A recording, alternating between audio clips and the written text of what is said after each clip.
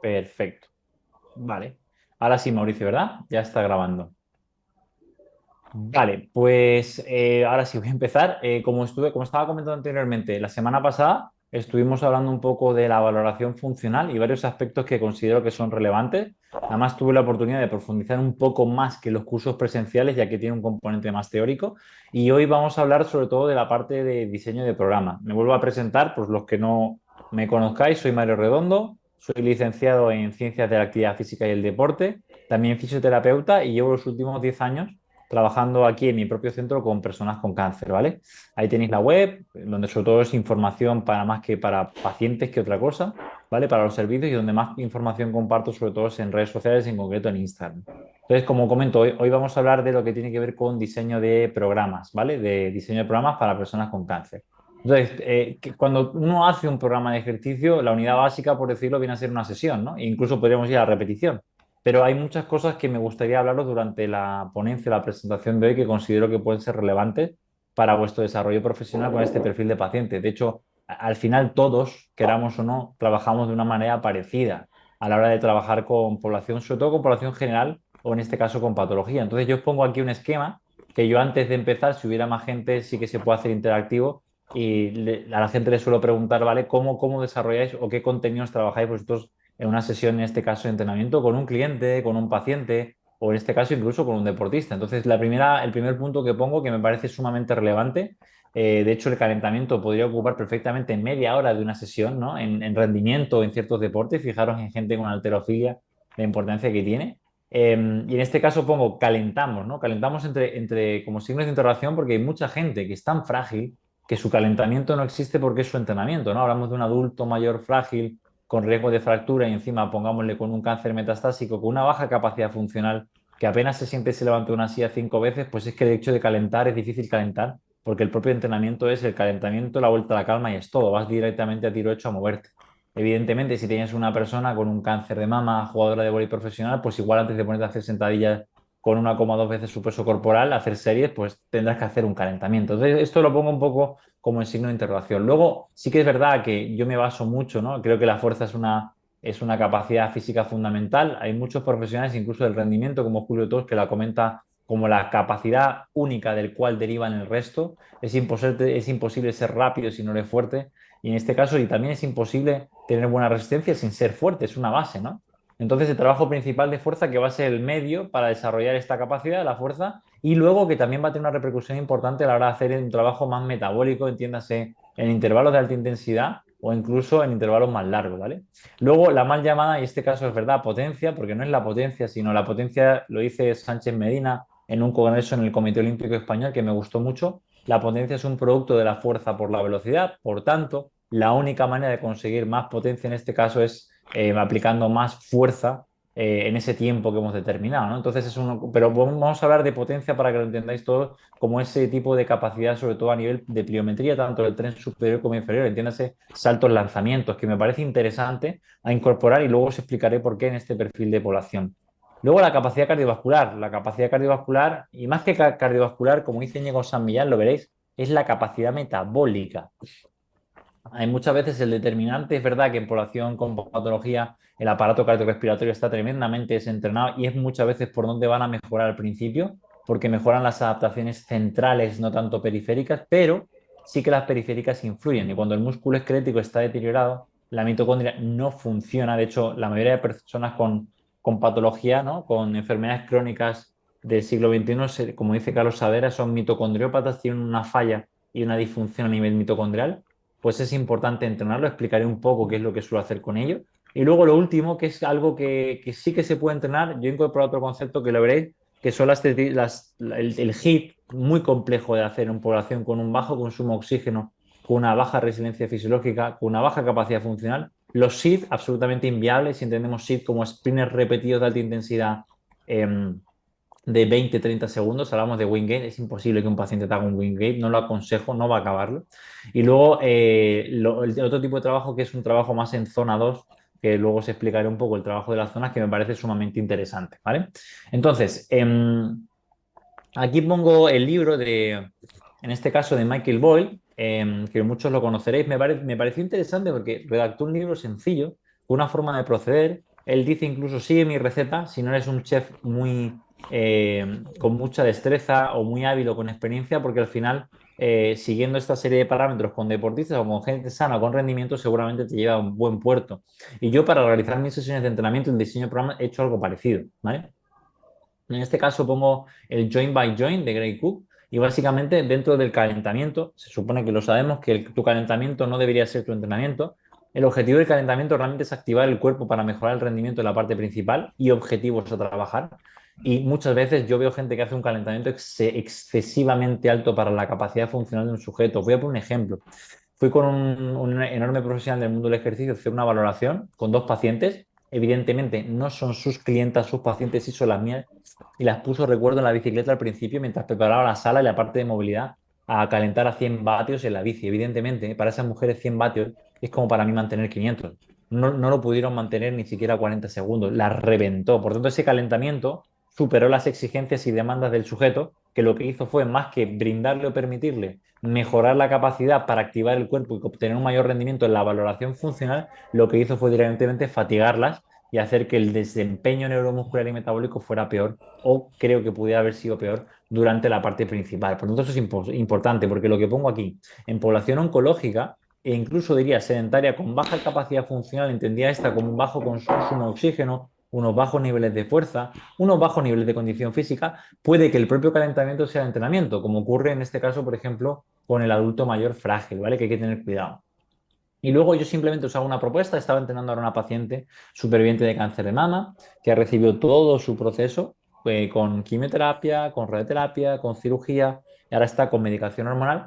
Y dentro del propio calentamiento hemos incorporado una serie de ejercicios sencillos de movilidad, entre otra serie de cosas, para que durante la sesión tenga un mayor rango de movimiento. También tiene un componente de que le va a permitir realizar ejercicios que de otra manera no podría hacer y de alguna manera preparo la sesión. Sobre todo en ciertos núcleos articulares donde yo sé que va a haber una mayor restricción del movimiento, como puede ser un tobillo, como puede ser una cadera, una columna torácica en extensión y en rotación, y evidentemente el complejo glenohumeral también, o el hombro, que también se va a ver muy deteriorado en personas, sobre todo de cáncer de mama, que han recibido tratamientos y han recibido cirugías sobre esa zona.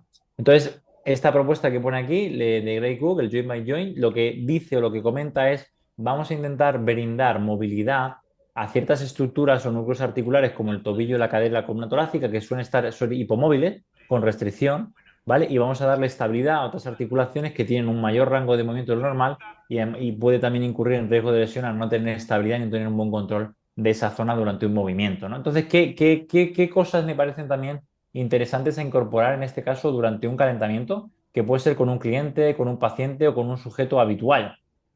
Pues básicamente estamos hablando de, pues, por ejemplo, los juegos.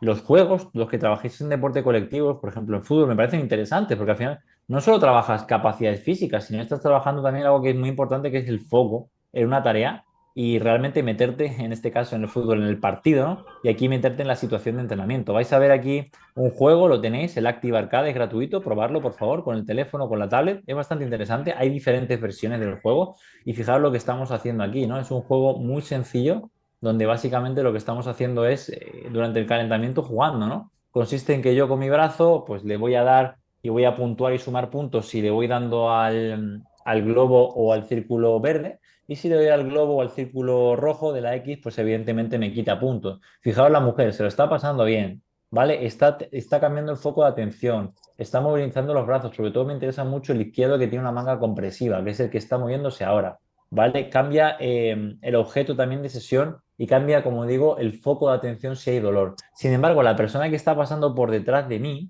¿vale? Que es una persona con cáncer colorectal, pues evidentemente pues no va a poder calentar de esta manera porque no va a tener los mismos reflejos, la misma capacidad de reacción, no la misma fuerza, la misma estabilidad, incluso a nivel cognitivo no va a entender de qué va el juego. Entonces no podemos hacer el mismo calentamiento con todo el mundo. Y si el calentamiento en vez de haciendo esto fuera saltando, dándole con la pierna, pues quizá para un karateca sería interesante, pero para mi paciente no tendría mucho sentido. Por tanto, acoplar, aquí tenéis al final el juego, ¿vale? Acoplar los juegos porque puede ser interesante. Si tenéis grupos o trabajáis con grupos, podéis hacer también juegos, en este caso grupales, ¿no? Con un balón, con una pica, con diferentes cosas. Creo que el juego puede ser una herramienta muy interesante, sobre todo en un calentamiento, sea con un grupo o sea en este caso sin grupo. Luego, ¿qué nos comenta también en este caso Gray Cook? Pues nos habla de en el joint by joint de movilizar de alguna manera ciertas articulaciones y nos hace esta propuesta de movilidad o de calentamiento dinámico, que viéndolo así a de pronto, pues puede resultar interesante, ¿no? Pero no me imagino a mi paciente con sarcodinapenia, con dolor articular en la rodilla, con baja capacidad funcional, pues haciendo unos walking lunges o una posición isométrica en estocado zancada, porque directamente esa posición no es capaz de mantenerla ni 3 segundos con buena posición, porque al final compensa. O haciendo, por ejemplo, este tipo de ejercicios como si fuera un peso muerto en una pierna, ¿no? Que directamente es imposible de que lo haga bien porque no tiene estabilidad ni buena movilidad de la cadera ni conciencia corporal. O este tipo de movimientos que pueden resultar muy agresivos. O este tipo de movimientos, por ejemplo, tumbado en decúbito supino, boca arriba, con una rotación externa de los hombros y una abducción horizontal, donde el paciente simplemente si se tumba en el suelo boca arriba en decúbito supino puede o es muy probable que no se pueda incorporar por la debilidad que tiene. Por tanto, yo que he hecho, que os recomiendo que probéis ejercicios. Aquí tenéis pues versiones que podéis utilizar, ¿vale? Yo utilizo mucho de este que estáis viendo aquí mismo, ¿vale? De rotación torácica, lo he estado haciendo con una paciente, ahora mismo con esta paciente de cáncer de mama, lo incorporo en muchos ejercicios, tienes la pared, ¿vale? Posición aquí como estoy de estocada, en posición de caballero, arrodillado, estiramos un brazo, hacemos una rotación de la columna torácica, miramos el dedo, el pulgar contralateral y simplemente vamos con la muñeca, con el hombro, con el codo a intentar tocar lo que es la pared. Y además, muy interesante que la movilidad sea dinámica, no sea estática, no sean estiramientos estáticos, sino que en el calentamiento incorpores un calentamiento dinámico, ¿no? Tenéis muchas versiones. Hoy mismo he compartido, bueno, lo he compartido entre mis compañeros en el grupo, pero lo compartiré en redes, en historias, una propuesta que hacen Aaron de Squad University de movilidad torácica con una serie de ejercicios muy interesantes utilizando la respiración, utilizando kettlebell para justo trabajar la extensión torácica y en este caso también la rotación torácica, ¿no? Que son dos movimientos que la columna torácica los tiene bastante restringidos. Este era otro de los ejemplos que ponía, no tanto con las manos detrás de la cabeza, sino estirado y siempre evitando una hiperlordosis lumbar. Hay que controlar la zona lumbopélvica y la zona lumbar, porque al final, si no, la extensión se produce a nivel lumbar y no a nivel torácico, ¿no? Entonces, simplemente probar. Evidentemente, si tengo a un hombre de 80 años, ¿vale? Con un mieloma múltiple, ¿no? Con una osteoporosis importante, con alguna fractura vertebral, pues no me voy a poner a hacer esto, ni me voy a poner a hacer esto, ni me voy a poner a hacer esto. Seguramente me ponga en un cajón de 45 centímetros, con una mano en la pared, ¿vale? Con una mano en la nuca, y ni siquiera con la mano en la nuca puede estar abrazada al pecho y hacer una simple rotación, girando y yendo a mirar al lado contrario para conseguir movilizar un poco la columna torácica. Y si tengo, perdonad, y si tengo por otra parte pues creo que una mujer que realiza, pues que juega al voleibol a nivel profesional, que tiene un CMJ de, yo que sé, 50 centímetros y que además tiene una buena condición de movilidad, una buena condición física, pues puede que sea mucho más interesante ponerse a hacer un trabajo de movilidad con este tipo de ejercicios. Pero al final no es tanto la propuesta que ellos hagan, sino es probar esa propuesta y entender el contexto del sujeto para aplicarlo. Eso es fundamental y me parece que es la clave. A nivel de movilidad de cadera, lo mismo. La rotación interna se asocia también a mayor dolor lumbar. Es muy importante, la gente viene muy limitada a nivel de rotación interna de cadera, no tanto externa. Y cualquier ejercicio de rotación, esto que estáis viendo aquí lo incorporo muchísimo con pacientes, ¿vale? En posición de sextación, los brazos atrás y directamente ir con la rodilla de un lateral hacia otro.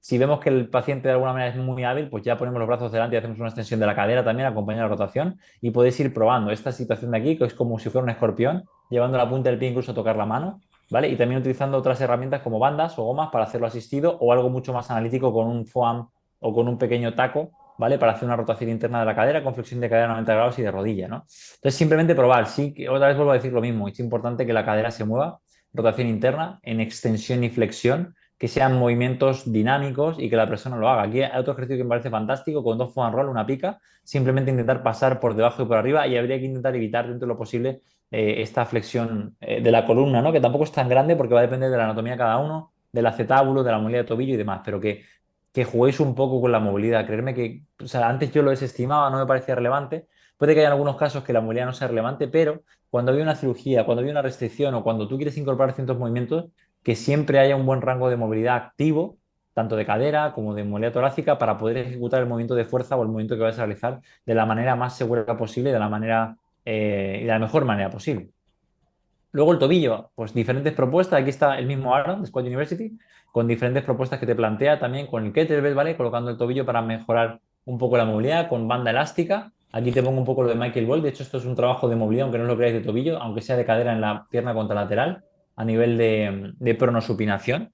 Y sí que es importante que implementéis esto, ¿no? La movilidad de tobillo. Yo me acuerdo, por ejemplo, tuve un paciente que estuve entrenando antes de su trasplante, que tuvo una leucemia y tuvo un Guillain-Barré. Y dentro del Guillain-Barré, que es una enfermedad neurológica, que es autoinmune, que básicamente tu sistema inmune ataca al sistema nervioso, se come las vainas de melina, se produce una hipotonía increíble y él estaba muy rígido. Y lo que sí que trabajamos mucho fue todo el trabajo de movilidad. Y ves un vídeo de él antes y después de realizar los trabajos de movilidad, sobre todo a las 2 o 3 semanas, y es espectacular. Se movía como Robocop y luego tiene mucha más fluidez y calidad de movimiento. Y uno de los secretos que incorporamos en un cajón de salto de 30 centímetros, de 45 centímetros fue este tipo de movimiento, simplemente mantener el pie en contacto, además lo hacíamos descalzo en el step, en el cajón de salto e intentar llevar la rótula que sobrepasase la punta de los dedos al menos 9 o 10 centímetros, que es lo que se estima como una buena movilidad de tobillo, ¿vale? Que se suele realizar con la pared como está haciendo aquí este sujeto.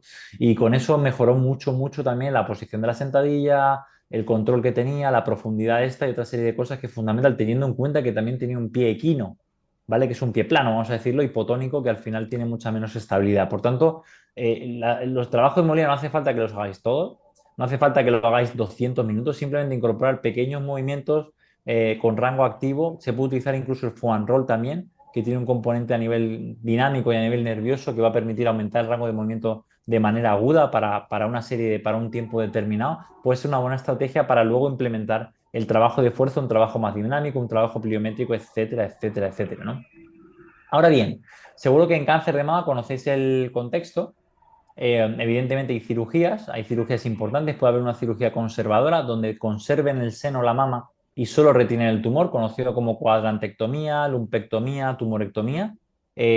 O puede haber cirugías mucho más agresivas donde se erradique completamente la mama, que es una mastectomía, ¿no? Lo que seguramente conoceréis muchos de vosotros. Ahora bien, ¿por qué os voy a enseñar esto? Esto es un protocolo tremendamente sencillo, se puede mejorar con otros ejercicios, evidentemente, pero al final va a funcionar, porque la primera indicación, la indicación más importante en una cirugía de un hombro, es que se produzca una movilización temprana. Este es un artículo de UK que se llama el Prosper UK, que es básicamente el desarrollo de una intervención de ejercicio para la prevención de problemas a nivel musculoesquelético en pacientes supervivientes de cáncer de mama, tanto, sobre todo a nivel de hombro, ¿no? Tras la cirugía. Entonces, fijaros en la tabla que le ha extraído el artículo, que está en Open Access, lo tenéis, o sea, está en abierto en Open Access el artículo, lo podéis descargar. Sinceramente, veis aquí un poco lo que pone, ¿no? Pone ejercicio, tipo de ejercicio, categoría. Desde el día 7 tras la cirugía, o sea, 7 días después de que te hayan intervenido, ya se pueden hacer una serie de calentamientos, ¿vale? De ejercicios de calentamiento, de ejercicios de rango de movimiento, y ya a partir de las 4 semanas de la cirugía se puede trabajar mucho más la fuerza de ese brazo, de ese complejo hombro-brazo, que por otra parte no quiere decir que no entrenes, porque desde el día 7 tras la cirugía puedes dar pequeños paseos, puedes subir escaleras, puedes montar en bici, ¿no? Estática en este caso, controlado sin caerte, y puedes hacer actividad física, ¿no? Y de hecho lo pone, día 1 tras la cirugía, mantener los niveles de actividad física de manera gentil, diariamente, al menos hacerlo 3 veces al día durante 10 minutos y construir algo riguroso hasta conseguir hacer 30 minutos de alguna actividad continuada, ¿no? Aquí tenéis, no solamente tenéis los nombres de los ejercicios, sino que también en la tabla y en el artículo tenéis, podéis visualizar los ejercicios. ¿Son buenos o son malos?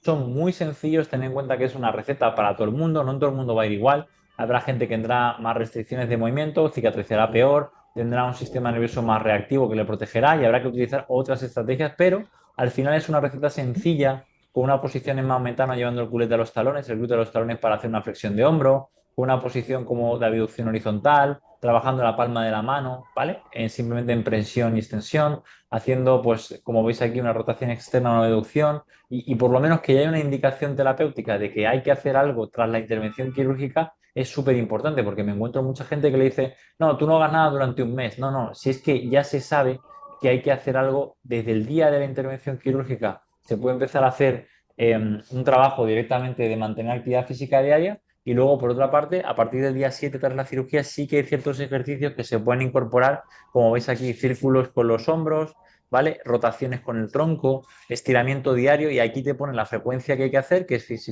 os veis aquí es 2 veces al día, el número de series que se van a realizar, el número de repeticiones, si este movimiento al realizarse se va a mantener la posición o no, si va a haber un incremento de la carga o no y cómo va a ser y cómo se va a progresar el ejercicio, ¿vale? Entonces, es un artículo muy sencillo, muy fácil de usar, con una muestra de población amplia, que está validado, que se utiliza y que de alguna manera avala o nos respalda para poder trabajar.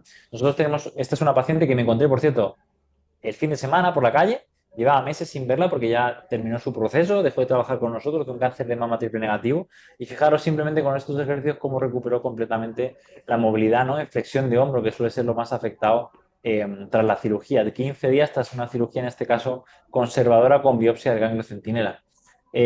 Como pone, aquí tienes un poquito los ejercicios y yo sí que he ido añadiendo y cambiando algún ejercicio de movilidad con TRX, con gomas, con otras posiciones a favor de gravedad, con una pica, que de alguna manera o son algunos menos agresivos o son algunos también más agresivos para mejorar la movilidad. Ahora bien, lo que es importante es lo que pone en este artículo de aquí, ¿vale? Que del Journal of Breast Cancer, que pone la rehabilitación temprana, ¿vale? Tras una mastectomía radical, inmediatamente después de una reconstrucción con expansor, es importante en cáncer de mama. Y fijaros cuáles son las conclusiones sobre lo que dicen. Primero, hay que intentar mantener periodos cortos de inmovilización, evitar inmovilizaciones prolongadas, ¿vale? Porque si no, va a ser la recuperación más tardía, más compleja y de peor calidad.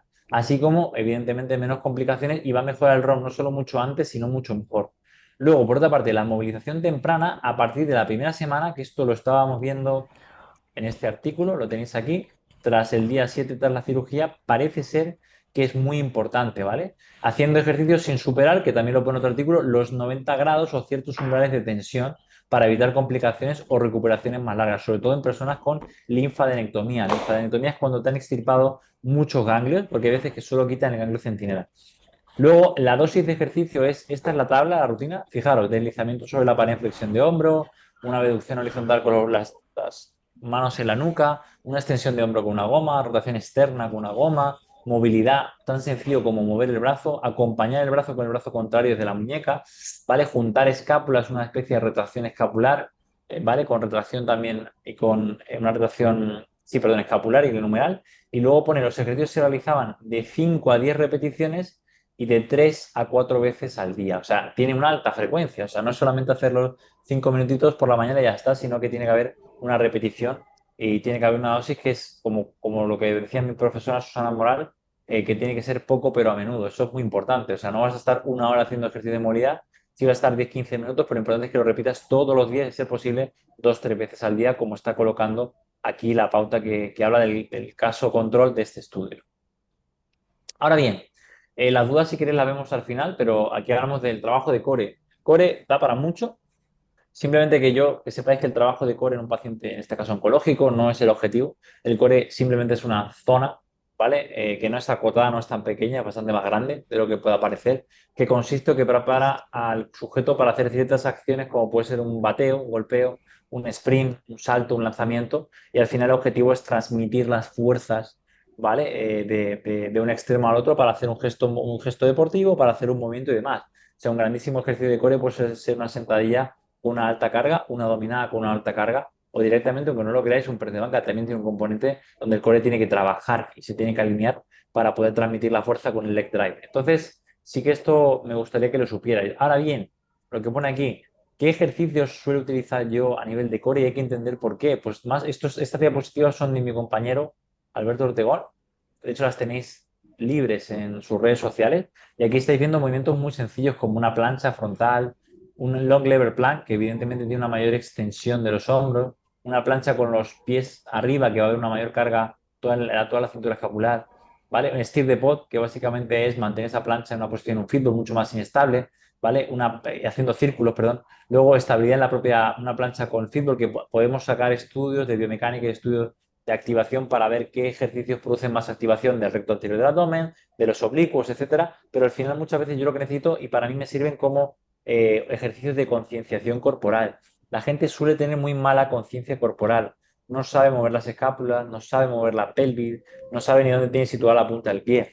El bicho muerto lo he estado haciendo con esta paciente hoy en el calentamiento. Me parece un ejercicio interesantísimo en decúbito supino, ¿vale? Para trabajar también esa coordinación y ese trabajo de core. Luego, pues en este caso, bueno, rollout, perdón, con el fitball, rollout con el TRX, me parece un poquito más agresivo tener en cuenta que hablamos de un contexto oncológico donde en cáncer de mama todo el complejo hombro-brazo no está a veces del todo preparado para hacer ciertos ejercicios y el objetivo no es que el hombro sea el factor limitante, sino que sea algo que puede trabajar o que lo puede sacar del plano. Por ejemplo, En el bicho muerto yo lo utilizo muchísimo en fases tempranas de personas de cáncer de mama que han tenido cirugía porque no quiero que el hombro sea el componente vamos a decir, que genere inestabilidad o el componente de alguna manera que se fatigue antes, sino quiero que sea el core, el recto del abdomen en este caso, los oblicuos, el transverso.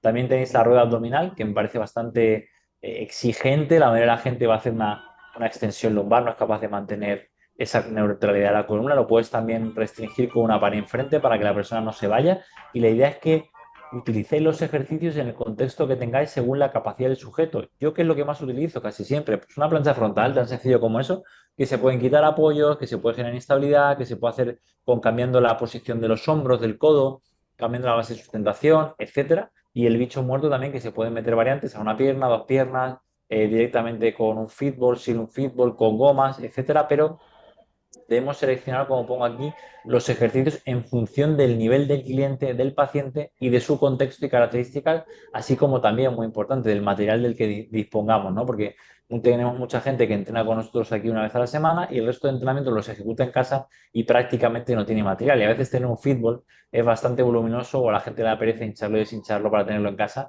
y hay que intentar buscar herramientas que con poco material, con pocos recursos nos permitan entrenar al paciente y que éste siga mejorando sus. Dentro del core vais a ver tres diapositivas que son antiextensión, que es la primera que hemos visto, ¿vale? Antirrotación, que es este caso, y antiflexión, ¿vale? Aquí lo mismo, aquí tenéis muchos ejercicios que aquí ya sí que me parece interesante, otra vez vuelvo a destacar la diferencia entre, por ejemplo, una plancha, ¿no? En este caso, plank shoulder taps, yendo a tocar los hombros, que yo lo hago a veces en un banco para que haya una mayor inclinación y la demanda sea menor. Un renegade row me parece una locura, la gente no lo controla. Un Beer Dog bien hecho es fascinante, pero la gente no lo suele controlar, lo suele hacer mal.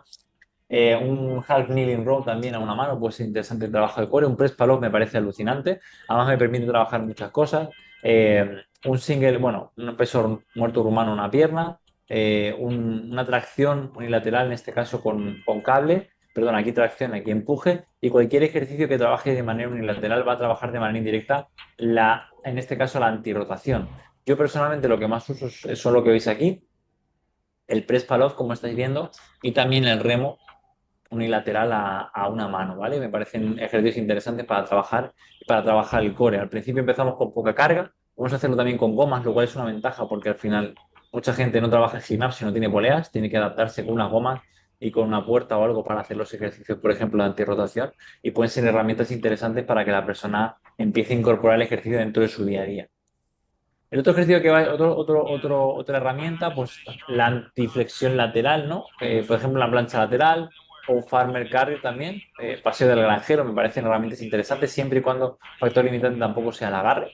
De hecho, yo evito usar straps con las pacientes porque no sé qué repercusión va a tener sobre ese hombro o ese brazo que ha sido afectado con una linfadenectomía, con una cirugía, no sé cómo puede funcionar ocluir el flujo sanguíneo o amordazar la muñeca o la mano durante un tiempo importante. Hablamos de 30 o 40 segundos. Por tanto, siempre y cuando el agarre no sea un factor limitante, pues el farmer walk, el paseo del granjero, puede ser una herramienta interesante, ¿no? Aquí tenéis otro paseo del granjero, pero en este caso el lunquete, el boca arriba para trabajar la estabilidad.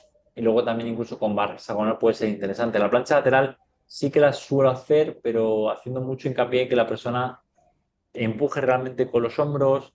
También me sirve para trabajar la estabilidad del hombro, que es súper interesante cuando el paciente acaba de salir también de la cirugía. No lo hago, evidentemente, a veces una plancha lateral en el suelo, lo modifico con las rodillas para que haya una menor brecha de palanca, de resistencia, y también muchas veces lo modifico haciéndolo en un plano inclinado, por ejemplo, en un banco o incluso en una columna, ¿vale? Apoyándose en vez de con el antebrazo, con el hombro, para trabajar todo lo que son los oblicuos y toda la cadena lateral, ¿vale? Pero entonces ahí tenéis ejemplos y luego al final os pondré tres ejemplos de diseño de programas de tres pacientes, realmente cáncer de mama, que es lo que más hay, donde vais a ver que todos estos ejercicios los incluyo dentro de alguna parte del calentamiento, que es lo que estamos hablando ahora.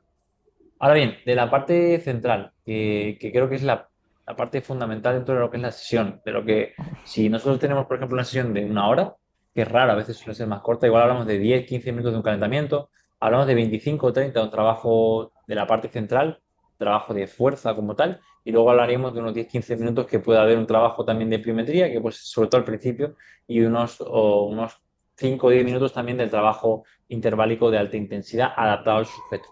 Entonces, dentro de los movimientos básicos hablamos de empujes y de tracciones del tren inferior, así como también del tren superior, que otra vez más nos vamos a adaptar a la capacidad del sujeto para luego plantear, como es lógico, progresiones o regresiones en función del contexto y del progreso o el regreso, en este caso, o el empeoramiento, perdón, del sujeto, que puede ser por factores no relacionados al entrenamiento, sino por factores asociados a la propia enfermedad, a la farmacología o a otra serie de aspectos que pueden ocurrir. ¿Qué quiero decir? Que yo puedo tener un paciente donde el programa de ejercicio sea perfecto, donde haya hecho una buena valoración, donde haya conseguido ganar el rango de recorrido de movimiento de diferentes articulaciones y la persona esté teniendo que disminuir la carga de la barra porque la medicación le está produciendo tanta fatiga que no es capaz de recuperarse de las series, no es capaz de mantener niveles de fuerza y al final tengo que bajar la carga.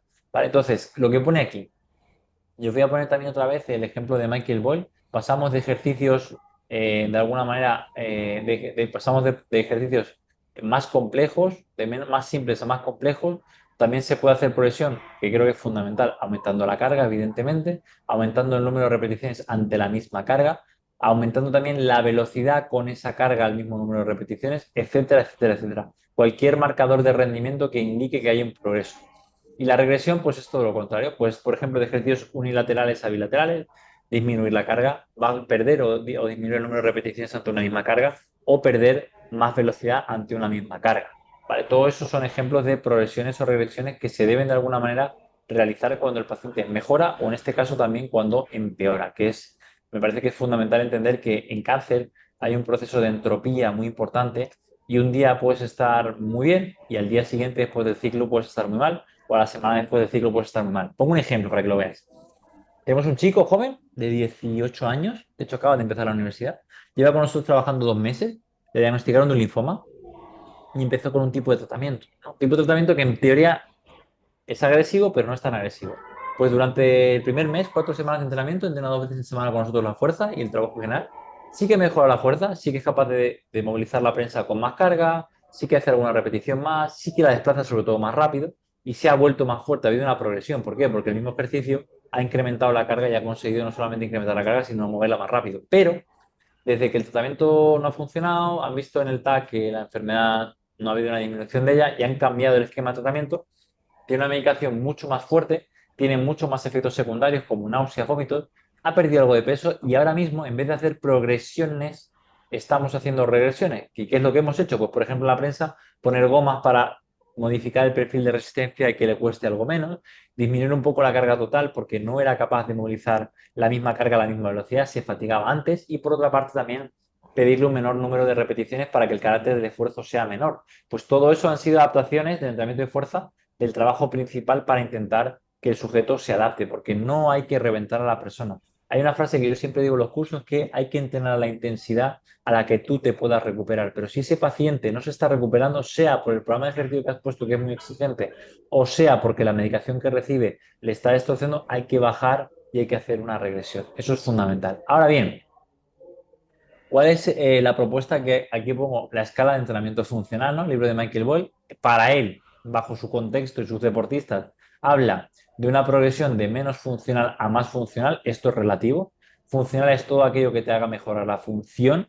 En este caso, evidentemente, en deportes, para el deporte o el rendimiento del deporte, pero en mis pacientes, para su día a día. Y si una prensa bilateral de placas a 8 repeticiones con alta velocidad, con una carga moderada, hace que el sujeto luego camine más rápido, se levante más rápido, para mí eso es funcional. Por tanto, olvidaros un poco de el entendimiento que tenemos todos de lo que es funcional o no es funcional. ¿Qué te pone Michael Boyle? Pues te pone de un tipo de ejercicio como el press de piernas para él menos funcional, sentadilla con máquina, sentadilla con barra o pesa, sentadilla búlgara y sentadilla búlgara una pierna con carga, ¿vale? Básicamente, ¿no? Entonces, perdona, entonces lo que ha de hacer es una estratificación de menos funcional a más funcional, pero como digo, con mucha gente yo me voy a quedar en la mitad.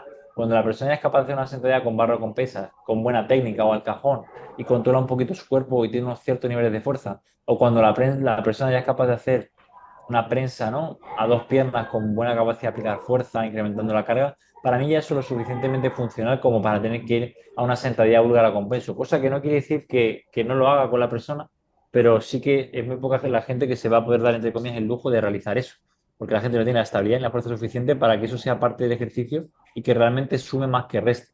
¿Vale? Imaginaos incluso vosotros mismos, a vuestro padre o vuestra madre, que no tienen ni las demandas de movilidad, ni las demandas de fuerza, ni nada, como para hacer una sentadilla búlgara, ya no solo con tu peso corporal, sino con algún tipo de elemento externo, sea una barra, sea una mancuerna, sea un kettlebell, sea lo que sea. No, no va a ser algo que yo considere en este caso, en el contexto en el que hablamos, más funcional.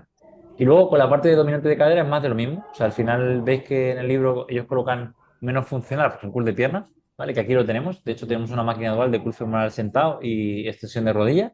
Y pone que lo que es más funcional vendría a ser como un peso muerto rumano una pierna con mancuernas, que no considero que sea algo muy funcional y algo muy fácil de hacer. Con mucha gente lo vas a hacer o sujetándote de un banco o de una barra o directamente ni siquiera con mancuerna porque no es capaz de hacer bien el movimiento y es casi más un empuje y dominante de rodilla que de cadera. Y hay una frase de una profesora mía que igual la conocéis, de Susana Moral, que me gustó mucho en este contexto, que pone no añadir más inestabilidad externa a una inestabilidad interna. Quiere decir, si el paciente no es capaz de hacer un ejercicio con su propio peso corporal con buena técnica, no empecéis a introducir más entropía o más carga o más elementos que distorsionen un poco el movimiento, que esto lo veréis mucho en deportes, de a veces gente que se cree que va a mejorar la derecha de pádel con 10 gomas a la muñeca, con otra en el codo, otra en el hombro y con eso va a mejorar el movimiento. No, al final, no, si una persona no es capaz de hacer una sentadilla más o menos decente con su peso corporal, con buen control, sabiendo qué es lo que está haciendo, no empecéis a incrementar la carga porque sí. Si una persona está haciendo una prensa de piernas con una flexión lumbar descontrolada, donde deja caer la carga, las rodillas le van al pecho y no está haciendo el movimiento de una manera activa, sino de una manera pasiva con los ligamentos y con la estructura articular, no incrementéis la carga. Hasta que el paciente no controle el ejercicio y tenga una buena estabilidad interna, no añadáis inestabilidad externa, ¿vale? No más entropía. Y luego en el caso de tren inferior, pues intentamos sobre todo compensar, intentar hacer una misma cantidad de ejercicios dominantes de rodilla y de cadera, que esto va a depender no solamente del ejercicio seleccionado, sino también de la anatomía del sujeto. Una sentadilla para una persona con un fémur muy largo y una proporción inadecuada, pues una sentadilla puede ser mucho más dominante de cadera que de rodilla, y para un sujeto con una adaptación, una anatomía pues como los chinos, que el otro día salió un vídeo de esto, pues seguramente con un tronco más vertical, con un fémur más cortito con relación a la tibia, pues seguramente es un grandísimo ejercicio dominante de cadera, ¿vale? ¿Qué es lo que hacemos durante el entrenamiento o qué ejercicios? Pues lo que estáis viendo aquí, un air squat, ¿vale? O una propia sentadilla con tu peso corporal, sin banco, una sentadilla con toma en copa globet. Barbell front squat no suelo hacer porque la gente no tiene la movilidad suficiente, ¿vale? Para poder hacerlo, evidentemente. Un barbell squat, una sentadilla, ¿no? Con barra trasera, sobre todo baja o alta, también es difícil de hacer porque muchas pacientes por las cirugías tienen restricción de movimiento en la rotación externa y en la abducción.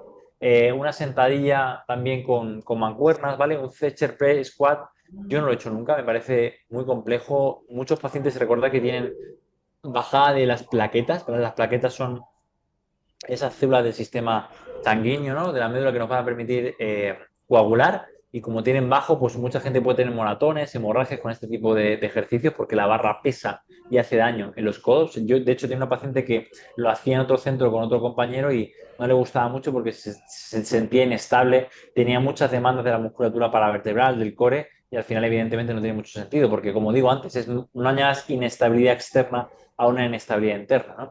Luego, la prensa de piernas me parece interesante, sobre todo la de placas, que es más fácil de subirse, de empujar. Bueno, la sentadilla búlgara, aunque no sea tan funcional, aunque sea más funcional para el contexto de Michael Ball en cáncer, yo sí que la uso con alguna gente, siempre he cogido con una barra o apoyándote y con una mancuerna, incluso como hace algunos culturistas, saben haciendo ejercicio este con apoyo para tener más estabilidad. Y luego la extensión de rodilla parece una tontería, pero hay gente que el cuádriceps no consigue activarlo con nada. Y una extensión de rodilla, créeme, que lo normal es que el cuádriceps se active. Vale, ahora bien, ¿qué herramientas sí que he implementado? Por ejemplo, el Hack Squat, que no aparece en esta diapositiva, me parece interesante.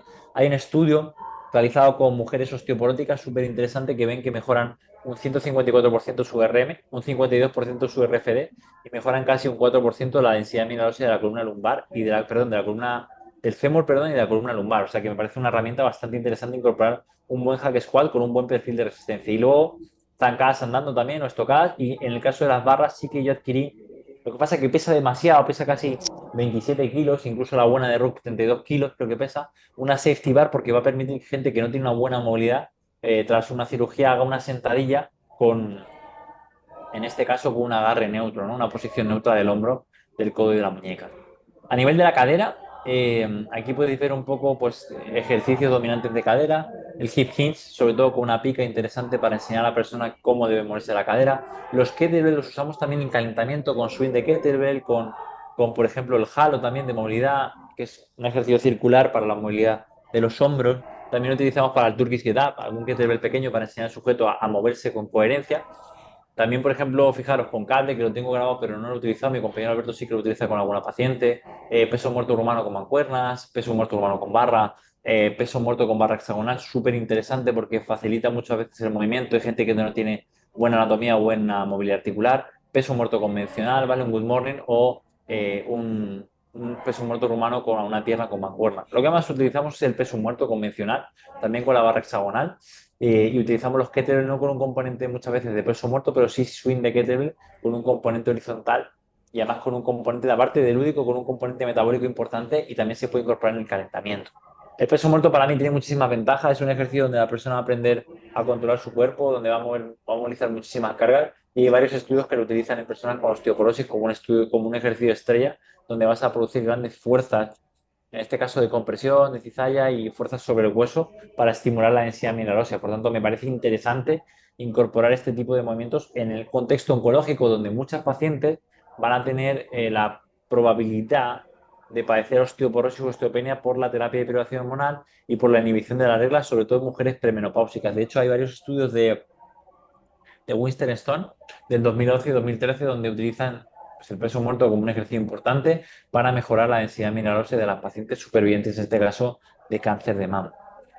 Vale. Luego el hip thrust también, yo no lo utilizo mucho porque he tenido alguna mala experiencia, la gente no sabe hacer una retrocesión pélvica y empujar, no con cargas bajas, pero con cargas altas, que también es lo que tiene sentido hacer, utilizar en el hip thrust, igual que en el peso muerto, y he tenido alguna mala experiencia con gente que se ha hecho daño en la zona lumbar, por eso que yo tanteo muchas veces en las sesiones si el paciente tiene buen control, sabe hacerlo, y si en una balanza riesgo-beneficio, le merece la pena incorporar el ejercicio. Recordad que aquí no vamos a competir en powerlifting, no vamos a competir en ningún deporte y ningún ejercicio es necesario, ¿vale? Pongo un ejemplo. Dentro de la parte del tren superior, que la veremos ahora, el press de banca me parece un ejercicio interesante, sobre todo para mover grandes cargas en un empuje horizontal. Y tengo un chico que entrena hoy de cáncer colorectal que él hacía press de banca con una carga bastante alta, llegó a mover 120 kilos a 3 repeticiones, no es ninguna tontería, pero después de haber perdido 10 kilos, después del cáncer colorectal, empieza la radioterapia la semana que viene, pues había dejado completamente el movimiento. También porque tenía un reservorio, un catéter a nivel del pectoral, a nivel de la vena subclavia, y le daba mucho miedo que le pasase algo. Entonces, hoy hemos hecho como una introducción al press de banca.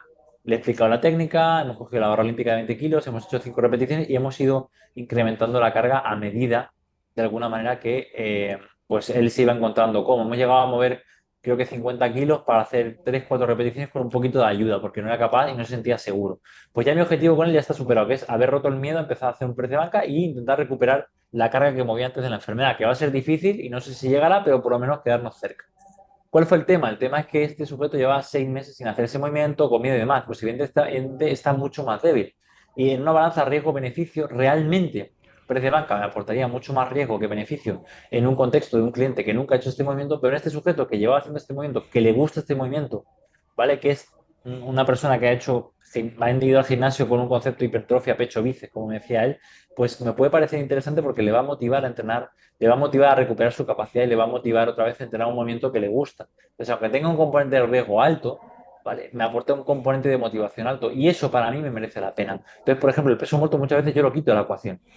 ¿Vale? Tengo gente que tiene hernias, que tiene kinesofobia, que tiene unos prejuicios hacia el movimiento que se puede hacer daño y no voy a empezar por ese movimiento por si se puede hacer daño. Es más, me pasó haciendo una valoración hace una semana a un sujeto de cáncer de páncreas que haciendo dentro de la valoración que os enseñé hace unas semanas el mid-thigh pull, un ejercicio isométrico que es como un peso muerto, ¿vale? Con 145 grados de flexión de rodilla aproximadamente, se hizo daño, mucho daño en la zona lumbar. ¿Por qué? Porque no es capaz de controlar su cuerpo y la fuerza se disipó por una flexión lumbar y se fue por ahí.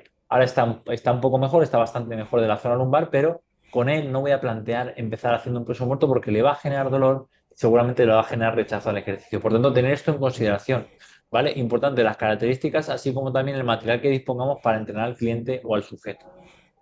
Ahora bien, Michael Boyle en el tren superior dice lo mismo que en el tren inferior. Vamos a decir, de ejercicios, vamos a decir, menos funcionales según él a más funcionales. Fijaros cómo el press de banca con mancuernas lo tiene colocado aquí como en el centro y sin embargo los fondos de brazos con balón de estabilidad lo tiene colocado como último punto. Evidentemente él trabaja en un contexto de rendimiento, por tanto no vamos a hacer lo mismo.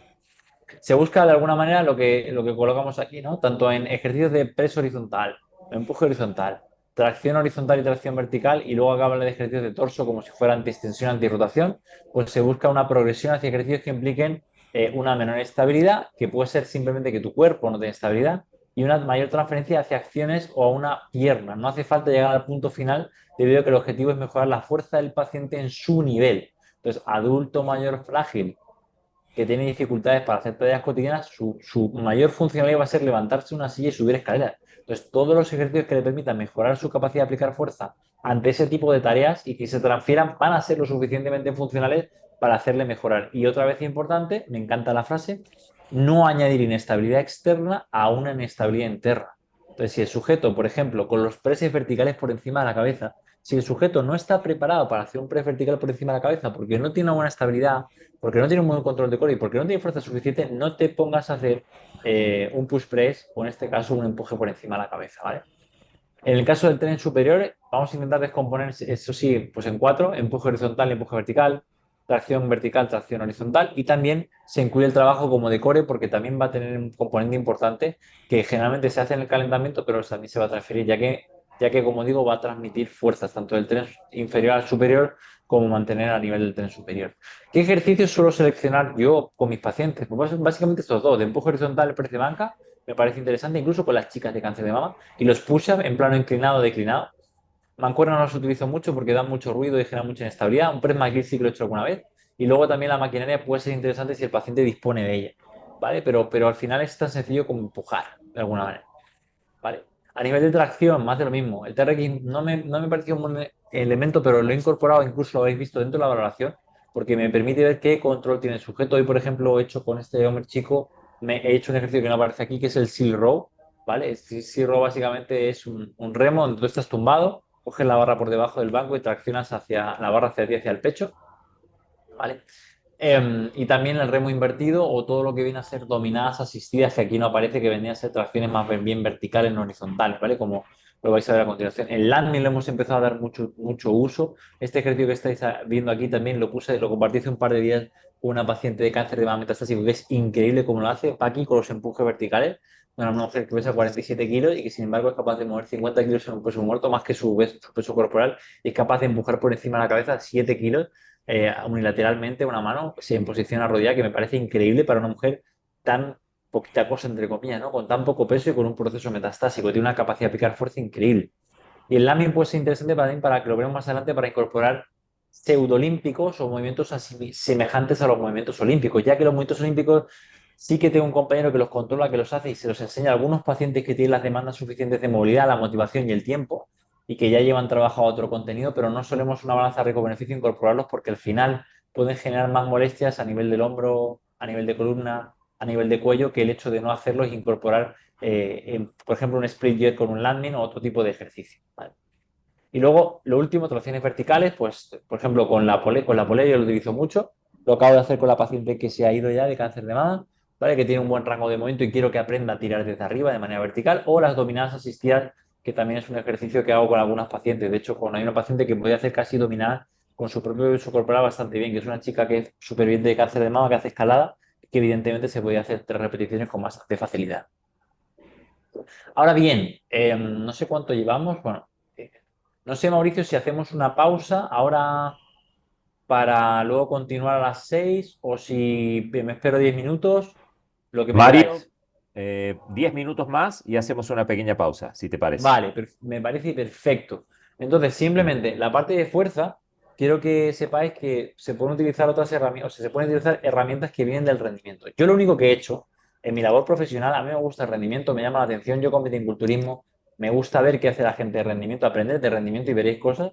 Y yo sí que creo que hay herramientas que se pueden extrapolar, porque al final trabajar con pacientes o trabajar con atletas de alto rendimiento, el objetivo es mejorar su rendimiento y mejorar su condición física. Y las herramientas son las mismas, no existe la sentadilla oncológica, el peso muerto oncológico o las series clúster oncológicas. Son series clúster y tienen sus principios. Entonces, este artículo, ¿no? Que habla pues es un artículo de hecho está Salvador Vargas Molina, creo por aquí, que habla de las series clúster para la hipertrofia, pues, y para no la hipertrofia, sino para la ganancia de fuerza se puede utilizar. ¿En qué consiste la serie clúster? Pues consiste que una serie tradicional, por ejemplo, 12 repeticiones, descomponerla en miniseries donde hay un descanso de 30 segundos aproximadamente, 20 segundos y 10 segundos, para no aumentar la fatiga, para mantener la técnica y mantener la carga absoluta y en este caso también la relativa y mantener la intensidad del ejercicio, ¿no? No disminuir el peso ni la carga que se está realizando durante la serie. Te permite de alguna manera obtener mayores ganancias de fuerza e incluso de hipertrofia y mantener controlada de alguna manera la fatiga. Pues esto mismo que se hace en alto rendimiento sí que está publicado en cáncer, en concreto en pacientes de cáncer de pulmón.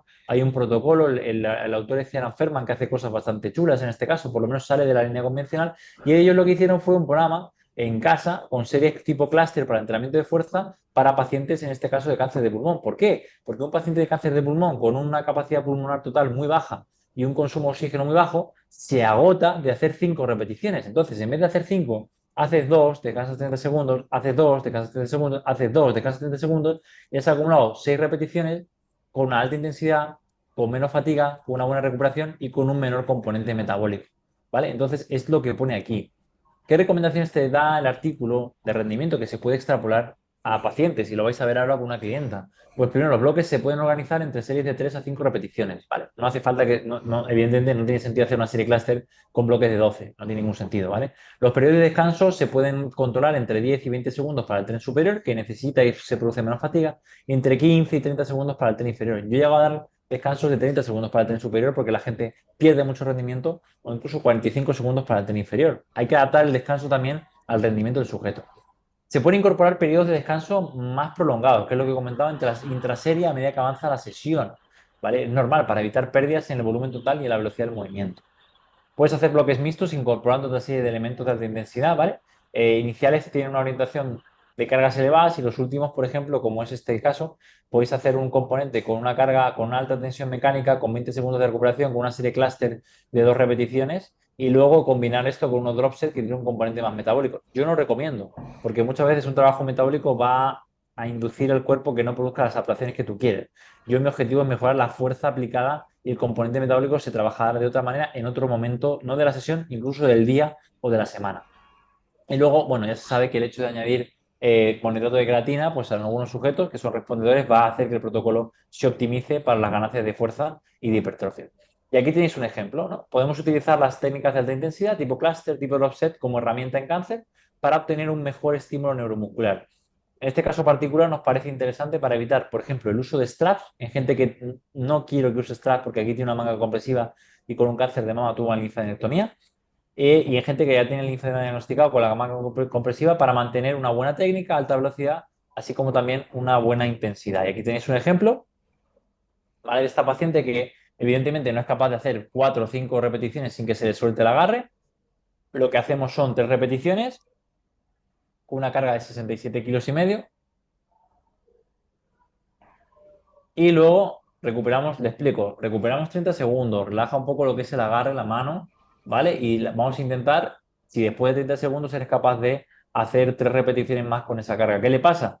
Pues que pierde carga. ¿Por qué? Porque al final es capaz de levantar 3, pero vais a ver que la última repetición ya el agarre le falla y se suelta. Entonces, lo que hice en las siguientes sesiones fue, en vez de darle 35, darle 45. Esta carga, si intenta hacer más de 3, el agarre le falla en la cuarta repetición. Y sin embargo, aquí ya ha hecho 3, con buen control, hace una cuarta que no hubiera salido de la otra manera, ¿vale? Hace una quinta que ya le cuesta, evidentemente, y la sexta vais a ver que no llega a bloquear la cadera en la extensión completa, llega hasta ahí y se le suelta, ¿vale? Entonces, de alguna manera, pues es simplemente aplicar herramientas del rendimiento dentro del espectro de salud. ¿Y por qué digo esto? Porque esto se está empezando a hacer. Está en la sede de Tecnogym, en Cesena, en Italia. Estuve junto con otro resto de compañeros de profesionales. Esto fue, si mal no recuerdo, en marzo del año pasado, del 23. Y lo que nos enseñaron básicamente pues es todo lo que tienen implementado de tecnología, que se está utilizando el conocimiento del rendimiento y de las ciencias del ejercicio en su maquinaria. ¿Y qué están haciendo? Pues esto es lo mismo que si fuera un encoder o que si fuera una serie cluster, otro tipo de tecnología. Yo me pongo en la prensa de Tecnogym con mi usuario y me pone, estoy midiendo tu amplitud de movimiento. Lo primero que va a hacer la máquina o que me va a pedir la máquina es, quiere reconocer el ROM activo que tengo yo para ejercer fuerza. Entonces dice, bueno, Mario Redondo aplica fuerza según su fémur y su anatomía en 90 centímetros de recorrido. Vale. Una vez que yo he hecho 3 repeticiones para conocer mi rango activo de recorrido, yo lo que me va a hacer la propia máquina es una especie de test, no de RM, pero de capacidad de aplicar fuerza máxima. Entonces me ponen ahí 3 repeticiones, yo empujo a mi máxima fuerza y de alguna manera está dándome a conocer cuál es mi capacidad máxima del sistema nervioso de ese día. Hago una tercera repetición, empujo fuerte y ahí creo que es la más alta, de hecho. Y ya tiene, pues Mario es capaz de movilizar, yo qué sé, 5.000 newton en este movimiento, en este rango de recorrido. Y una vez que he hecho eso, lo que yo puedo seleccionar es voy a hacer un trabajo excéntrico, voy a hacer un trabajo pliométrico, voy a hacer un trabajo de RFD, voy a hacer un trabajo encaminado a la hipertrofia. Yo selecciono. Pues puse un trabajo enfocado a la ganancia de fuerza muscular. ¿Qué es lo que va a hacer la máquina? Pues yo aplico mi máxima capacidad de aplicar fuerza durante la cantidad de repeticiones que la máquina detecte que no he perdido un 20%, en este caso, de capacidad con respecto a la más rápida o a la más fuerte. Y cuando ya detecta que creo que me queda una, ¿vale? Cuando ya detecta esa repetición, pues, que ya ha perdido el 20%, pues directamente la serie se corta. ¿Vale? Esto lo único que ha hecho la máquina es integrar el conocimiento de las ciencias del ejercicio, ¿vale? Por ejemplo, del entrenamiento de fuerza basado en la velocidad, que no es que sea un tipo de entrenamiento, sino que es un conocimiento para incorporarlo en su tecnología. Al igual que si llevase frecuencia cardíaca, que si llevase lactato, que si llevase otro tipo de indumentaria o herramientas. Pero si tú eres capaz de entender esto que hemos comentado anteriormente, pues eres capaz de aplicarlo en una prensa de otra marca, en una prensa vulgar y común y corriente, pero aplicando los principios de entrenamiento, ¿vale? Entonces, para que lo podáis ver. Y no solamente eso, sino que yo ya lo pensaba y digo, oye, salió un artículo publicado el año pasado, en verano, en julio, del equipo de Robert Newton, que dice, es tiempo de empezar a considerar el rol potencial de otras herramientas del entrenamiento de fuerza y métodos en personas con cáncer, por ejemplo, las series cluster, por ejemplo, la restricción de flujo, por ejemplo, el trabajo excéntrico. Pues sí, yo ya lo hacía por sentido común y porque vengo del campo de las ciencias del ejercicio y sé que hay herramientas que, aunque no tengan gran evidencia, son plausibles y se pueden utilizar. Y de hecho, por eso me pagan, por intentar resolver problemas con otras herramientas que están fuera, no fuera de la ciencia, pero a pensar un poco. Entonces, por ejemplo, el trabajo excéntrico puede ayudar en gran parte a mejorar las adaptaciones neuromusculares con un bajo coste metabólico y debido a oxígeno. Súper interesante para gente con una baja capacidad cardiorrespiratoria o un fitness metabólico muy bajo. ¿Cuál es el problema? Que también puede inducir un daño muscular muy alto, entonces hay que controlarlo. Puede ser interesante incluir ese trabajo excéntrico en personas frágiles, como se comenta, con contraindicaciones relativas, ¿no? Neuropatía periférica, pero como digo, es discutible. Luego, las series cluster también ayudan a prevenir el componente metabólico y la fatiga. Gente con una baja capacidad metabólica que haciendo 10 repeticiones es cardio, o incluso 8 repeticiones. De hecho, hay un estudio que salió hace poco que analizaba las demandas de consumo de oxígeno y metabólicas en sujetos jóvenes de la universidad que hacían un 15 RM, y lo que observaban es que llegan a consumos de oxígeno de 47 mililitros por minutos. Por tanto, una serie a 15 repeticiones cerca del fallo, en sentadilla, es casi un trabajo interválico de alta intensidad. Por tanto, hay que tenerlo en consideración. Entonces, es por ello que las series cluster pueden ser interesantes para personas en tratamiento con baja capacidad funcional por problemas, como digo, a nivel o pulmonar o de bajo fitness metabólico. El BRF, ¿no? La restricción de flujo, no parece que aumente el riesgo de tromboembolismo, así como la coagulación, pero sí que está contraindicado en situaciones cuando hay hipertensión, problemas vasculares periféricos, tromboembolismo, problemas cardiopulmonares. Yo en pacientes en tratamiento activo de la enfermedad no me he llegado, me he atrevido a hacerlo. ¿Por qué? Porque muchos están, por ejemplo, con tamoxifeno que altera la coagulación, están con sintrón, con heparina, entonces no es momento de ponerte a hacer este tipo de trabajo. Pero quizá en un superviviente que no tenga factores de riesgo, que tenga una atrofia importante de las fibras rápidas tipo, sí que se me ocurre ponerle el manguito y hacer un par de series, ¿no? Con, por ejemplo, una extensión de rodilla con un manguito en el cuádriceps o directamente en el bíceps si tiene una cirugía, me puede ser interesante. Y como pone, la plausibilidad biológica es robusta en relación a estas herramientas para utilizar en población oncológica. Ahora sí, Mauricio, si quieres hacemos una pausa, 10 minutillos, ¿vale? Perfecto, Mario, hacemos una pausa, pongo acá el pausar, Dejo de, así no hay ningún dejo problema. de compartir la pantalla y en 10 minutos nos conectamos, ¿vale? Excelente.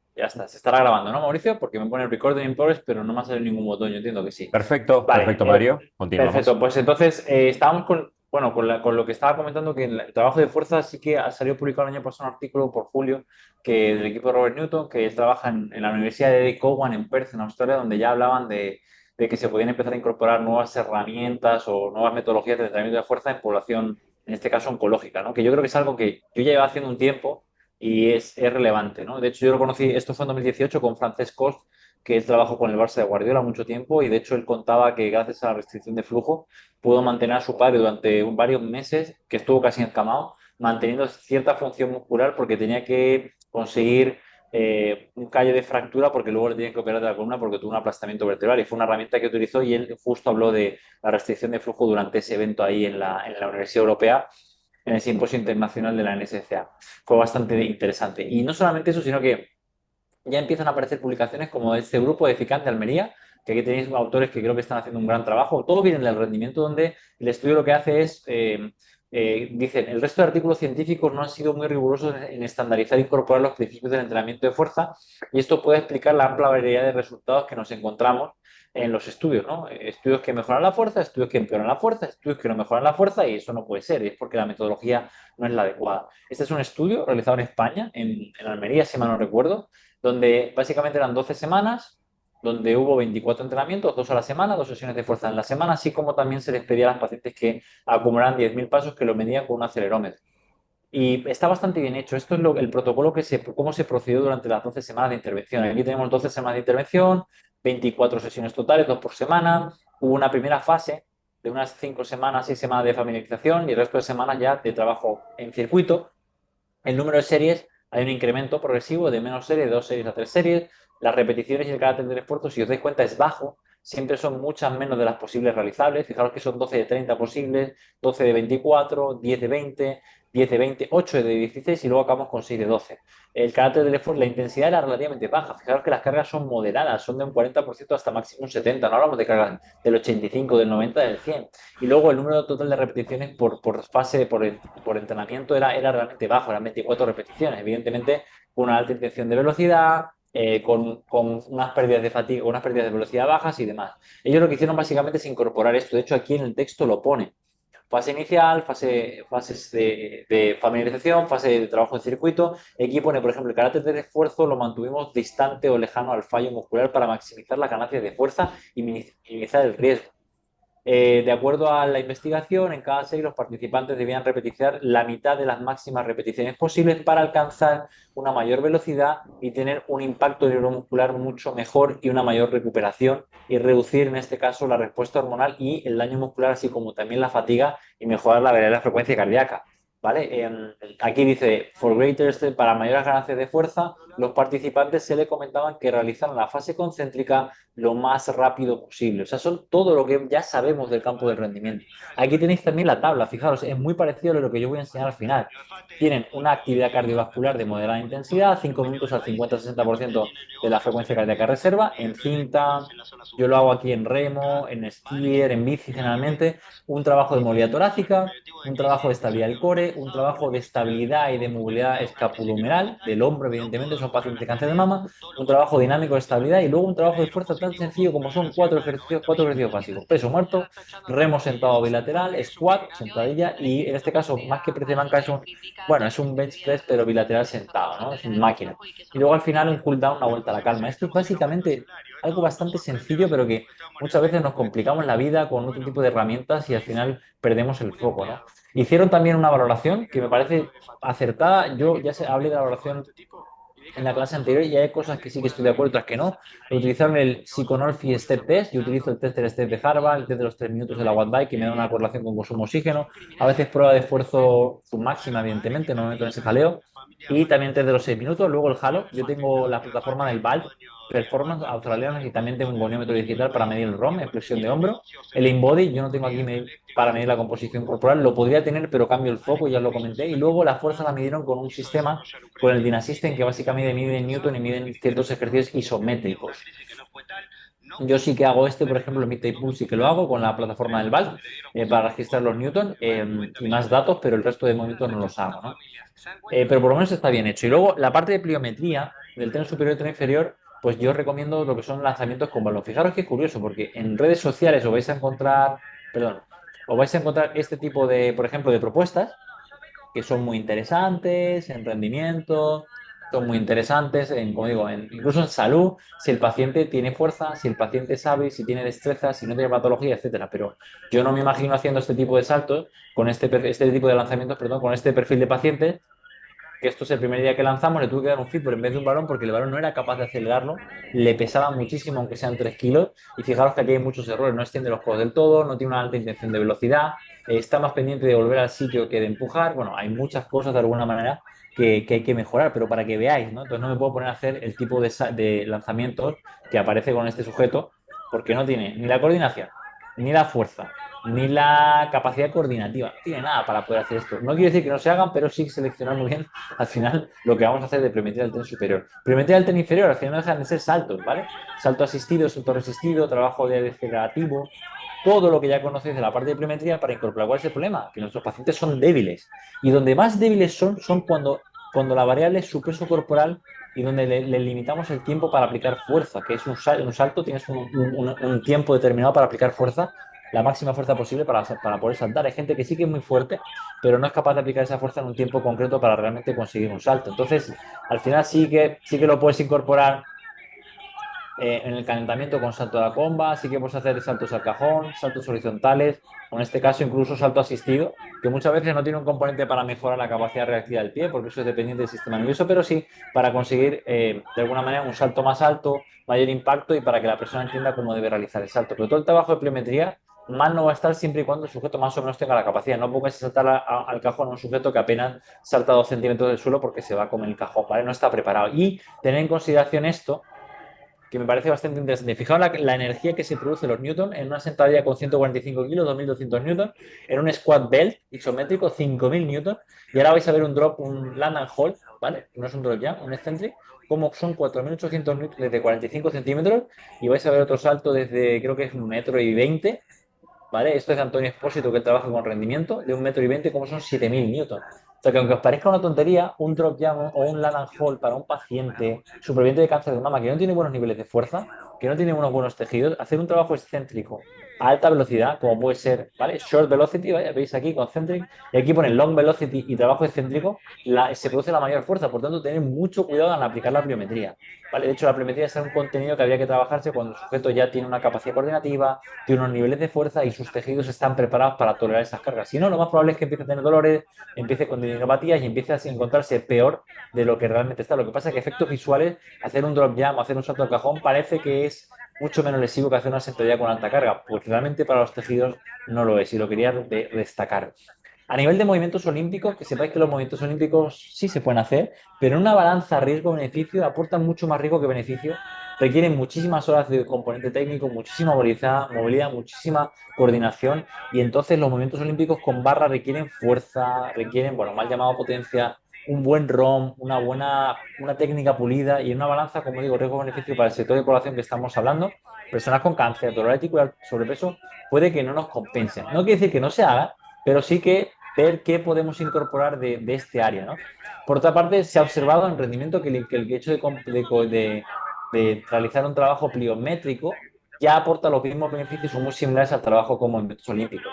Ahora, a- aunque no hagamos un snatch convencional o hagamos un clean and jerk o hagamos un dos tiempos, tal, sí que incorporamos ciertos movimientos que pueden venir del campo de la halterofilia, que se pueden compatibilizar, porque al final mete un componente lúdico, mete un estímulo diferente y de alguna manera también obligas al paciente a mover ciertas cargas a mayor velocidad. O sea, esta mujer, aunque lo haga fatal la técnica, nunca lo va a hacer bien, que lo hablé con Marcos Soriano, el hecho de poner una barra que tenga que movilizar por encima de la cabeza o se mueva más de en torno a 1 metro por segundo o la barra no sube. Y son estímulos que con un peso muerto, con otro tipo de herramientas, no va a conseguir. Entonces sí que puede ser interesante hacer un split jerk con un landing o hacer algún tipo de ejercicio, aunque la técnica no sea perfecta. Con Marcos Serrano me lo decía, dice, mira, ni siquiera los rugbyistas profesionales lo hacen perfecto, pero es lo suficientemente adecuado o competente para proveer un beneficio más que un prejuicio. Por tanto, si controláis este tipo de movimientos, si entendéis de ello, sí incorporaros. Yo no los hacía, yo no los incorporaba, aunque los he estudiado, pero mi compañero Manu, que trabaja, hace CrossFit y sí que le gusta mucho y se le da muy bien, sí que empezó con algunos pacientes que más o menos podíamos empezar a hacerlo, se los empezó a incorporar como píldoras dentro de las sesiones, sobre todo en el calentamiento y en la primera fase del entrenamiento. Luego llegamos dentro del diseño de sesiones a algo subfundamental. Este es un modelo trifásico de Skinner y McLellan. Vamos a ver la fase uno o sería la zona uno y 2. Aquí vendrían la 3 y la 4 y aquí vendría la zona 5, ¿vale? Si fuera un modelo de 5 fases, en este caso, este es un modelo de 3 fases.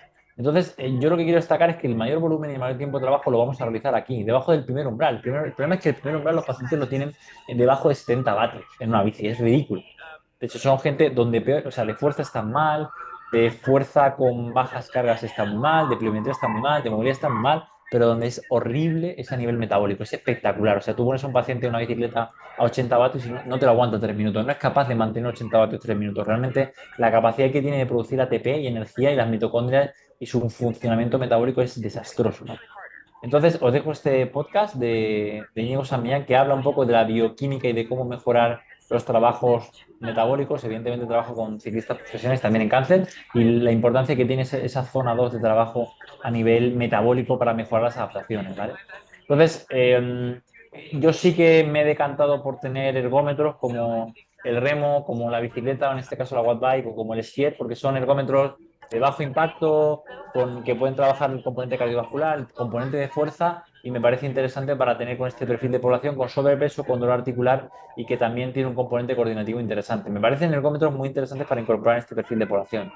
Que sepáis que tienen consumos de oxígenos muy bajos. O sea, y esto os lo puedo corroborar. O sea, tened en cuenta que hablamos de consumo de oxígeno, la mayoría ronda entre los 21, 22 y nos vamos máximo 27, 28 mililitros por kilogramo minuto. La gente no pasa de ahí. La gente no tiene ni 35 mililitros por kilogramo minuto. Tiene una capacidad cardiovascular muy, muy, muy, muy baja. Por tanto, es muy difícil hacer un trabajo de alta intensidad, no lo toleran y es muy difícil incluso hacer trabajo de moderada o baja intensidad prolongado en el tiempo porque el rango que tienen es muy cortito, ¿no? Se fatigan muy rápidamente. Entonces lo tenéis que tener en consideración ya que el hecho de tener un consumo de oxígeno bajo aumenta el riesgo de muerte en cáncer de mama. Fijaros, es interesante destacar que las mujeres sin historial de cáncer de mama, la CRF o capacidad cardiorrespiratoria está inversamente relacionada con la mortalidad específica por cáncer, así como ser independiente a la adiposidad, lo cual se ha observado también en otros estudios como los de Barry y de no me va a salir el nombre, que fue profesora que fue el presidente de la ACSM, del Colegio Americano de Medicina Deportiva, Steve Blair, eso es, con su paradigma fitness versus fatness. Entonces, es importante, es muy difícil mejorar el consumo de oxígeno. Hay varios estudios que lo hablan en población general y demás. De hecho, tiene un alto componente genético, es dependiente del volumen, de la intensidad también, pero es muy difícil y es muy difícil que mejore. Mejora un 7-10%, pero un 7-10% en una persona que tiene un consumo de 21, 22, 25 es ridículo. No va a llegar nunca a 35, no va a llegar nunca a 40, no va a llegar nunca a 50 y realmente necesitaríamos esos valores para que estén realmente protegidos. Pero sí que van a mejorar la eficiencia energética. No van a alcanzar un mayor consumo de oxígeno, pero con el consumo de oxígeno que tienen sí que van a producir más rendimiento. Y esto es la idea que quiero que os quedéis. Este es el quid de la cuestión, ¿vale? En el diseño de programas en cáncer lo más importante no es la fuerza, no es la movilidad, es la parte metabólica. ¿Por qué? Porque el cáncer tiene un alto componente metabólico. Y si no entendemos que el cáncer tiene alteraciones metabólicas, que por eso le dieron un premio Nobel a Warburg, Otto Warburg, por el efecto Warburg, no estamos entendiendo qué estamos haciendo. Eso es lo que hay que hacer. Entonces, hace ya un par de años, Íñigo anunció el TADE Pogacar Cancer Research Foundation, donde todos los fondos que iba a conseguir Pogacar por patrocinadores, bueno, muchos de ellos por venta de su material deportivo y demás, iban a ir enfocados al estudio del metabolismo del cáncer, ¿no? Y este es el quid de la cuestión. Y de hecho, junto con Josh Brooks, bueno, esto es curioso, esto es un estudio que observa que la gente que tiene una menor incidencia de cáncer a nivel mundial son los ciclistas del Tour de Francia. No sabemos si es causa o consecuencia y no sabemos si es que su genética les lleva a ser los mejores ciclistas del mundo y también les protege frente al cáncer o que el hecho de hacer tanto volumen a tanta intensidad durante toda su vida pues les ha dado un rol protector ante una enfermedad metabólica como el cáncer. No lo sabemos. Lo que sí es verdad es que estas personas tienen una protección frente al cáncer enorme. Y Josh Brooks y Íñigo San Millán, que van a estar en noviembre aquí en País Vasco hablando de todo esto de la espirometría, pues publicaron en el año 2020, si mal no recuerdo, este artículo que es muy interesante que habla de la flexibilidad metabólica, ¿no? ¿Qué tan hábil es tu cuerpo de oxidar la grasa, el lactato, los hidratos de carbono, la glutamina para producir energía? ¿Qué es lo que observan? Que evidentemente los más aptos, los más flexibles, los mejores generando ATP y rendimiento son los ciclistas profesionales, seguidos de los amateurs y un diabético, una persona con síndrome metabólico, un paciente con cáncer tiene alta dificultad para oxidar cualquier tipo de sustrato, ¿no? Aquí podéis ver las curvas. Lo que ocurre aquí básicamente es que un ciclista profesional empieza a pedalear, llega a un punto del Fat Max, ¿vale? Imaginaos a 250 vatios y luego empieza a perder rendimiento que coincide con la subida del lactato a partir de los 300 vatios. Esta misma gráfica se ve en un sujeto amateur, donde la oxidación de la grasa pues cae casi empezando la prueba de esfuerzo, la oxidación del lactato o el lactato se va disparando y en un paciente con un síndrome metabólico, con una inflexión metabólica, un diabético tipo 2, una persona con cáncer, una persona con obesidad metabólicamente insana, por llamarlo de alguna manera, lo que ocurre es lo mismo, que según empieza la prueba de esfuerzo a 100 vatios, a menos de 100 vatios, la oxidación de la grasa pum, cae de golpe y el lactato se va disparando de golpe. Son poco eficientes generando ATP, oxidando esos sustratos, ¿vale? Y además no solamente eso, sino que la frecuencia cardíaca, que esto es algo que es bastante curioso, no correlaciona muy bien con las intensidades y los umbrales. Por tanto, por eso es tan interesante medir de otra manera a través del lactato, a través de analizadores de gases o otra serie de herramientas. Es más, en nuestros pacientes, ya lo comentaré al final, medir la frecuencia cardíaca no tiene mucho sentido porque muchas veces está alterada por la medicación. Tienen antraciclinas o quimioterapia que alteran la frecuencia cardíaca o tienen incluso betabloqueantes como isoprolol que lo que hacen es bajar la frecuencia cardíaca. Entonces, la frecuencia cardíaca no te está dando un indicador real de cuál es la intensidad. Y esto ocurre incluso en ciclistas profesionales que es mucho mejor monitorizar los niveles circulantes de lactato o el RPE o la potencia que realmente guiarnos por solo frecuencia cardíaca, ¿vale? Entonces, ¿qué es lo que ocurre? Que esto quiero que lo entendáis para la prescripción de ejercicio, que va a ocurrir tanto en ciclistas profesionales como en pacientes, en este caso, oncológicos. Lo que ocurre es que cuando un sujeto, un profesional, inicia la prueba de esfuerzo, los niveles de grasa, ¿vale? De oxidación de grasa se mantiene, perdón, los niveles de lactato se mantienen estables debajo de 1 milimol durante casi toda la prueba, porque se oxidan en la mitocondria para generar energía. Y hay un punto donde se produce un punto de quiebre, de inflexión, donde el lactato se empieza a acumular durante el ejercicio, hay una mayor liberación de protones, hay una acidificación del ambiente, hay una disminución de la contracción muscular y hay una menor oxidación del lactato en la mitocondria porque se bloquean los CPT1 y CPT2, que son los canales por los cuales se introduce el lactato a la mitocondria para ser oxidado y, evidentemente, la prueba está llegando a su fin porque el deportista es incapaz de producir la energía suficiente para mantener una carga de 6 vatios por kilo de peso. No solamente eso, sino que lo que es la oxidación de la grasa va subiendo a medida que va avanzando la prueba, es muy eficiente oxidando grasa, llega a un punto de fat max donde hay una máxima oxidación de grasa y justo cuando empieza a incrementarse los niveles de lactato, empieza a correlacionarse con una disminución de la oxidación de la grasa hasta que llega a un punto de corte donde ya directamente se cae, por lo que, como digo, ya se inhiben de alguna manera esos canales que permiten la entrada de tanto el lactato como de la grasa dentro de la mitocondria. Pues esto mismo, ¿vale? Ocurre con un paciente diabético, ocurre con una persona con cáncer, lo que pasa es que en vez de acabar a 6 vatios por kilo de peso, pues la persona acaba a 1,6, 1,7 vatios por kilo de peso. Entonces, lo que recomienda Íñigo y en este artículo del rol clave de la mitocondria es, aquí pone, este es un ejemplo de prescripción de ejercicio individualizado de 12 meses, es un año, donde lo que se hizo básicamente es un paciente, se le hizo una prescripción de ejercicio individualizada bajo un programa de ejercicio con un diagnóstico de prediabetes tipo 2 y después de 2 meses de completar el programa de entrenamiento, trabajando en su zona de entrenamiento, su zona 2 o por lo menos debajo de este punto de corte, el sujeto fue capaz de mejorar su flexibilidad metabólica. ¿Qué es lo que ocurrió? Pues que el punto de corte lo tenía a 60 vatios y el punto de corte lo desplazó a 110 vatios porque mejoró lo que es la oxidación de la grasa y porque mejoró lo que es la oxidación del lactato, siempre y cuando él entrenase aquí.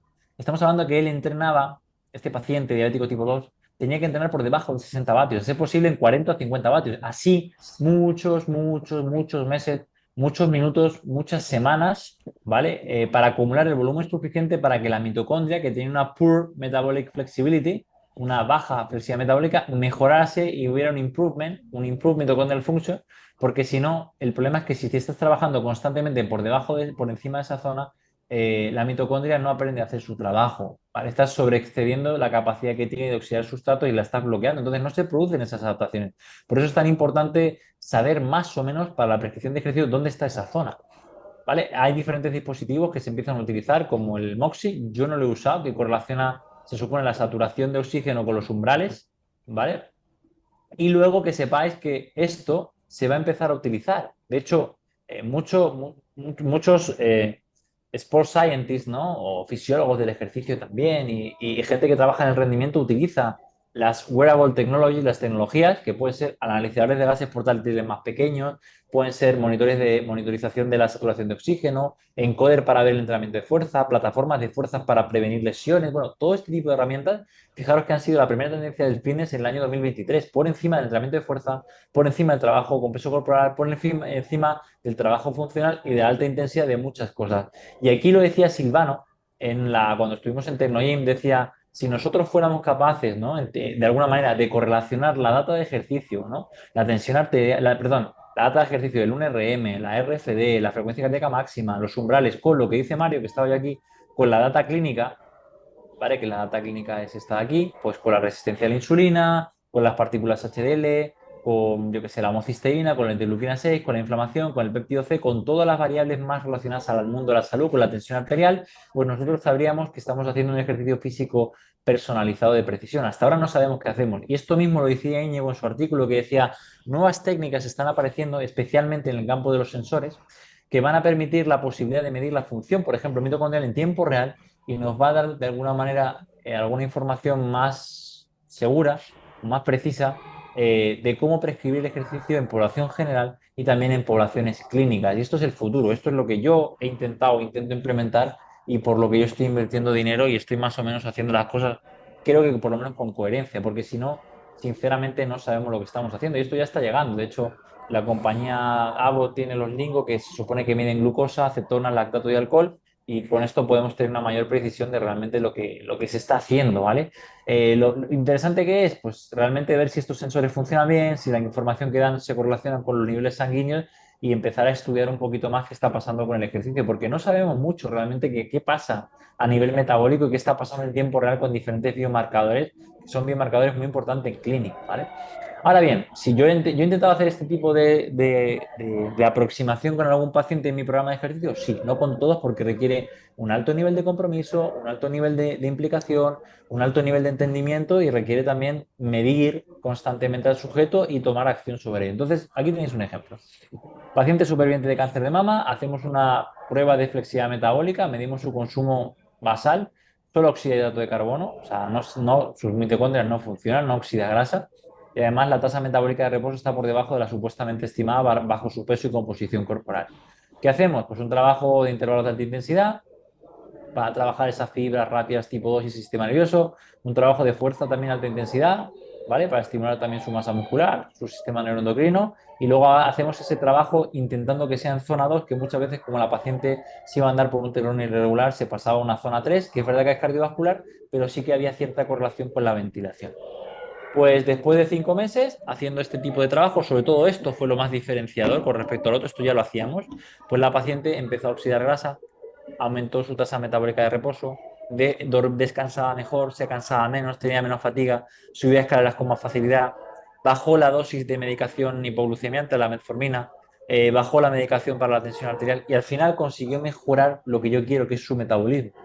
Y lo que hacía básicamente era esto, 90 minutos, hora y media en zona 2 la gran mayoría de días que podía. Que básicamente yo le decía, mira, esto básicamente es irte al parque, darte un paseo, continuado controlando la ventilación, intenta percibir que vas ventilando bien, que puedes mantener una conversación entrecortada, que no pierdes el aire, porque eso nos va a decir más o menos que estás en un metabolismo adecuado en una zona supuestamente 2 sin medirla en tiempo real con analizar de gases, pero para que seas independiente, autónoma y para ver si esto mejora. Entonces os dejo este artículo que es bastante interesante del rol que tiene de alguna manera el trabajo de intervalo de alta intensidad de Machines y Bala, donde hablan del HIIT, del SIT. Yo he añadido el RSA, que son sprints repetidos de alta intensidad, que se hace mucho en deportes, por ejemplo, 20 metros de sprint, 10 metros de sprint, hablamos de intervalos de menos de 6 segundos, y el moderado, de moderada intensidad o continuo. Entonces, lo que se ha observado que es interesante es que los protocolos SIT, al igual que los HIIT, son capaces de inducir mejoras de la biogénesis mitocondrial y aumentar el consumo de oxígeno pico. El problema es que ambos dos son de una magnitud enorme de dificultad y de intensidad y que estamos observando que lo importante no es el número de mitocondrias, sino la densidad de las crestas, que es lo que diferencia a los atletas de alto nivel a nivel de resistencia, no de fuerza de resistencia, con respecto a los sujetos amateur o a población general y a población enferma, ¿no? Y fijaros, hay que leer los protocolos. Yo cuando veo esto, pues esto es muy interesante, pero con un paciente es absolutamente imposible, probarlos con vosotros mismos. El artículo de Burgomastre en 2008 hablaban de que hacían un protocolo de 6 semanas, de 3 a 5 días, que es una locura, en ciclo ergómetro, hacían intervalos de 30 segundos, o sea, eran 4 a 6 Wingate con 4 minutos de recuperación. Esto es una auténtica barbaridad. Esto produce un estrés metabólico que no hay quien lo aguante, ni siquiera gente bastante entrenada. Entonces, yo esto no tiene mucho sentido aplicarlo con cáncer. Y otra cosa, el sprint interval training, ¿vale? Y el HIIT incluso, como pone este artículo, no lo podemos prescribir en población oncológica bajo frecuencia cardíaca. ¿Por qué? Lo que pone el artículo. La intensidad es prescrita bajo porcentajes de potencia por watts, por vatios, medido en una prueba de esfuerzo incremental a 60 revoluciones por minuto. Y el porcentaje de potencia es definido como la carga más alta que es capaz de alcanzar el sujeto. ¿Por qué? Porque utilizar la frecuencia cardíaca para prescribir la intensidad no nos asegura de que el participante esté trabajando a alta intensidad, lo que es típicamente se habla entre el 80 y el 95% de la frecuencia cardíaca máxima. ¿Por qué? Porque en los pacientes con cáncer, ¿vale? Durante la quimioterapia tienen una frecuencia cardíaca de reposo inestable y también una recuperación inestable. Por tanto, medir la frecuencia cardíaca no nos asegura, no es un método válido para prescribir el entrenamiento interválico de alta intensidad, ¿vale? Yo lo que suelo hacer es una prueba tipo BAM o PAM para ver cuál es la máxima capacidad que tiene el sujeto para 3 minutos en vatios y a partir de ahí hago porcentajes de potencia y trabajo con eso, que es lo que recomienda este artículo, ¿vale? Al 90% de la potencia, al 80% de la potencia, juegas con la densidad, con los descansos para acumular de 3 a 5 minutos de alta intensidad.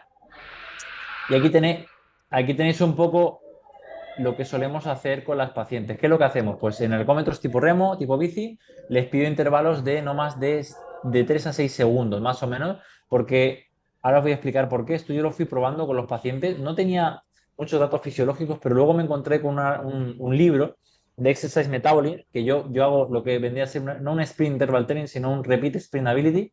Y básicamente nos dice algo que yo me daba cuenta. Yo el protocolo que utilizo son de 4 a 5 sprints de alta intensidad entre 3 a 6 segundos, suelen ser 3 segundos, todo lo que puedan a tope, y luego unos 57 segundos de recuperación. Por tanto, quiere decir que cada minuto haces un sprint de alta intensidad. Y yo veía que la gente respondía, que la gente se encontraba mejor, que no le daban pájaras, y veía también que había una mejora, incluso a nivel cardiorrespiratorio se encontraban mejor.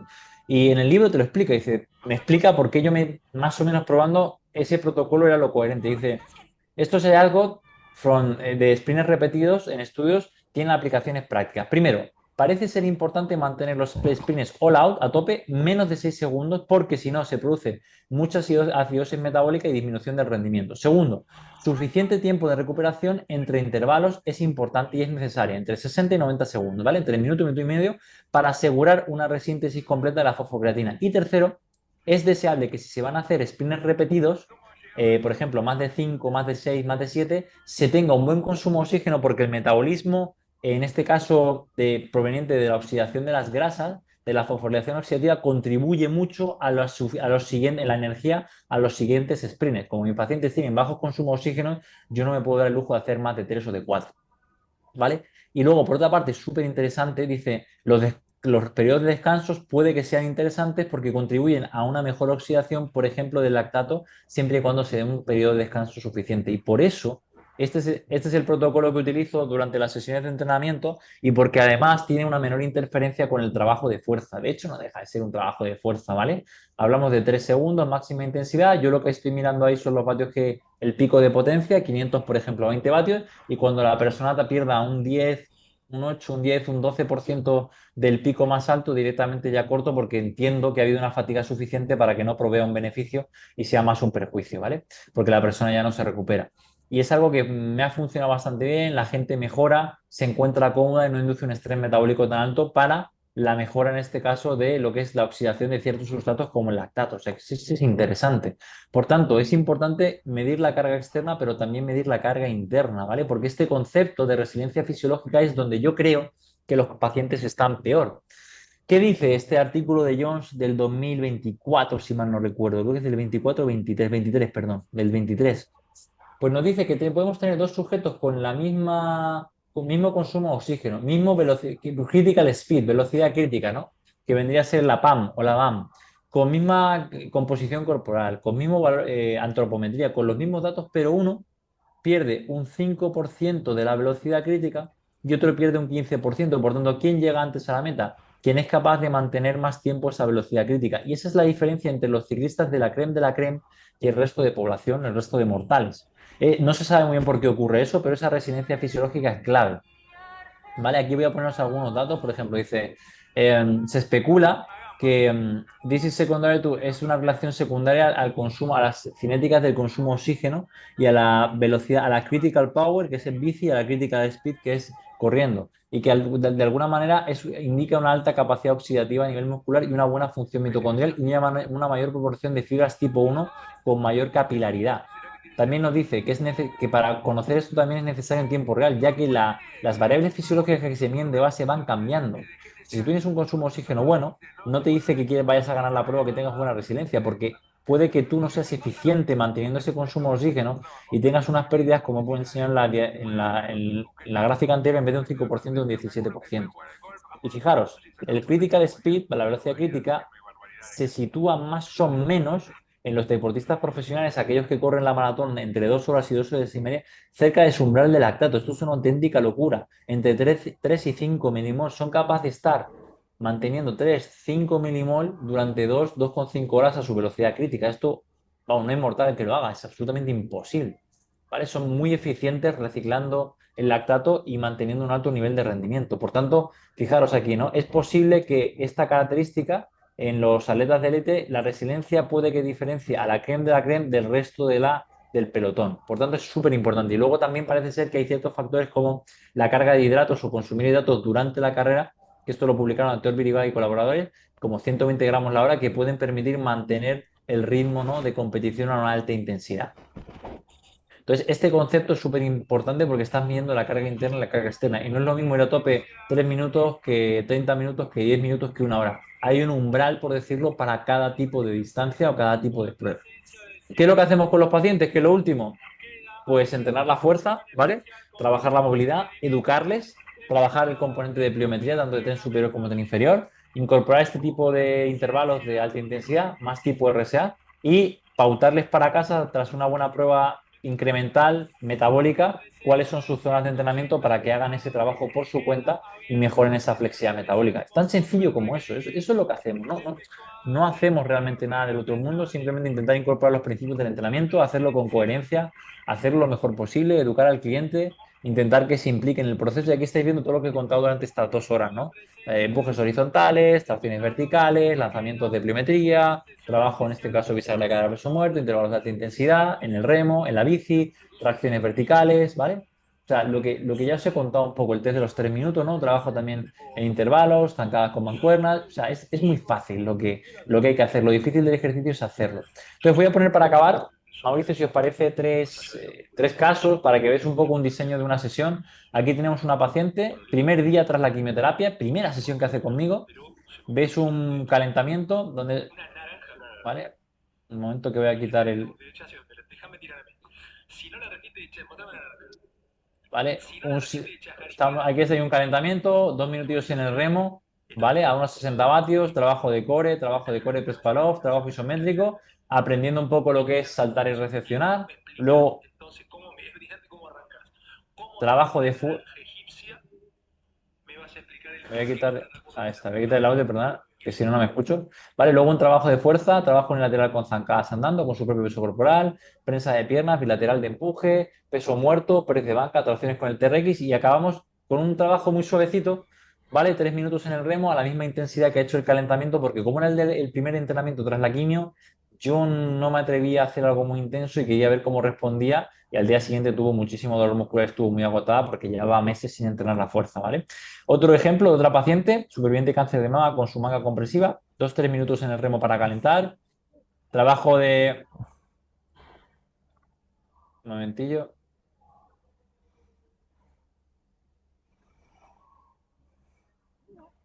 ahora lo cuento.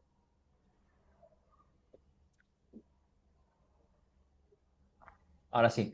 2, 3 minutillos en el remo calentando, trabajo de core, plancha frontal quitando apoyos, lateral, ¿vale? Movilidad de cadera, rotación interna. Creo que esto era un Turkish Get Up, que es trabajo de movilidad global, una isometría, el halo para la movilidad de hombro y un trabajo, un CMJ o un salto a cajón, ¿vale? Trabajo de fuerza, 4 ejercicios básicos, en este caso peso muerto, hack squat, ¿vale? Controlando un poco, monitorizando la velocidad, la pérdida de velocidad para que no acumule fatiga y para mejorar sus adaptaciones neuromusculares, press de banca, ¿vale? Con una carga relativamente alta, 5 repeticiones y un remo con mancuerna, ¿vale? Y luego sí que acabamos con esos intervalos que os he explicado de alta intensidad, 5 o 4 repeticiones hasta que pida un 12-8% de la más alta, ¿vale? De en torno a 3-6 segundos. Siempre el esquema es igual, un calentamiento, un trabajo de fuerza y un trabajo, llámalo metabólico intervalos, ¿vale? Y luego, por otra parte, otra paciente, lo mismo.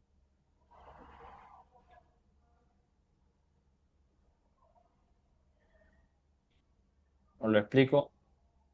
¿Vale? Lo mismo, salto de la coma para calentamiento, trabajo de plancha quitando apoyos, plancha lateral, salto al cajón, wall squat, movilidad con TRX para todo el tema de la cirugía y el prone swing, otro trabajo en decúbito prono de movilidad. ¿Vale? Trabajo de fuerza, pues sencillo, zancadas andando con toma en copa, sentadilla a cajón, que lo hace bastante bien con tronco vertical, peso muerto, ¿vale? Aquí lo podéis ver. Luego press de banca, ¿vale? Un empuje horizontal con una carga que para ella le supone esfuerzo y luego unas tracciones verticales. Me interesa mucho que la mayoría de la gente, no, a nivel de tirar sí que quiero que hagan tracciones horizontales y verticales, a nivel de empujar, con que hagan un empuje horizontal y un empuje en diagonal me vale. Y luego para acabar, también lo hemos visto estos intervalos de alta intensidad, ¿vale? En torno a 4 o 5 intervalos de unos 3 segundos con unos 57 segundos, un minuto de recuperación, ¿vale? Y luego lo último, que ya es en este caso una persona que llevo entrenando muchos años, lo mismo. ¿Ves el calentamiento en el remo, el halo, el salto al cajón, ¿vale? Bicho muerto en vez de planchas, swing de kettlebell, ¿vale? Aquí estoy viendo un poquito el calentamiento. Al trabajo de fuerza, lo mismo trabajo, sentadilla búlgara con toma en copa, hack squat controlando la velocidad, peso muerto, ¿vale? También haciendo intención en alta velocidad, ¿vale? Alto intención de mover la carga rápido, un press de banca, ¿vale? Y luego unas tracciones verticales. Bastante sencillo, ¿no? Y luego lo último, en este caso, los intervalos de alta intensidad, en vez de hacerlos en la bici, los hacemos en un ergómetro como el remo porque se siente más cómoda y porque saca mucho más rendimiento. Y lo último, pues aquí veis otro.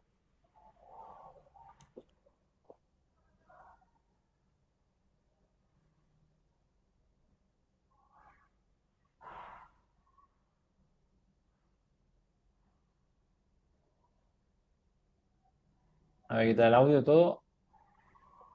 Y luego otro ejemplo, otra paciente, 2 minutos calentando el remo, trabajo de core en plancha, press pull-off, ¿vale? Intentando también controlar la cintura escapular, cintura pélvica, salto al cajón, ¿vale? Aquí creo que hice un swing de kettlebell, un wall squat y una movilidad torácica, con ella sí que hacemos un ejercicio más complejo. Luego sí que añadimos, en este caso, una especie de movimiento olímpico, iba primero luego el hack squat, lo mismo, controlando la pérdida de velocidad, un split jerk, una tracción vertical y en este caso unos push con una alta intención de empujar fuerte, ¿no? De velocidad. Y luego acabamos lo mismo con esos intervalos de alta intensidad y corta duración, ¿vale? Que ya lo has explicado un poco cómo hacerlo. Entonces, básicamente, esa es la manera que tenemos de trabajar, de realizar las sesiones.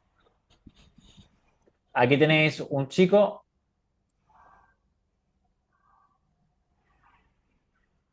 ahora os voy a explicar. El chico que os decía, ¿no? Con la molea de tobillo, Dani, un paciente que ha tenido un Guillain-Barré, una leucemia, iba por su tercer trasplante, 2 minutos calentando el remo, cat camel, molea torácica, molea cadera en rotación interna, molea tobillo. Luego hacemos el trabajo de fuerza, ¿vale? Hack squat en este caso, perdonad, isometría en el hack squat como una PAP, potenciación posactivación, luego el trabajo en este caso con el encoder, controlando la velocidad, trabajo de peso muerto, lo mismo con la intención de mover la barra rápido. Eso es. Luego el press de banca, que en este caso sí que es verdad que acumuló demasiada fatiga, pero necesitaba que lo hiciera. Va a acumular un 46% baja fatiga, es demasiado. Le bajé la carga luego, dominadas también, e intentando hacer un rango de repeticiones que no pierda mucha velocidad.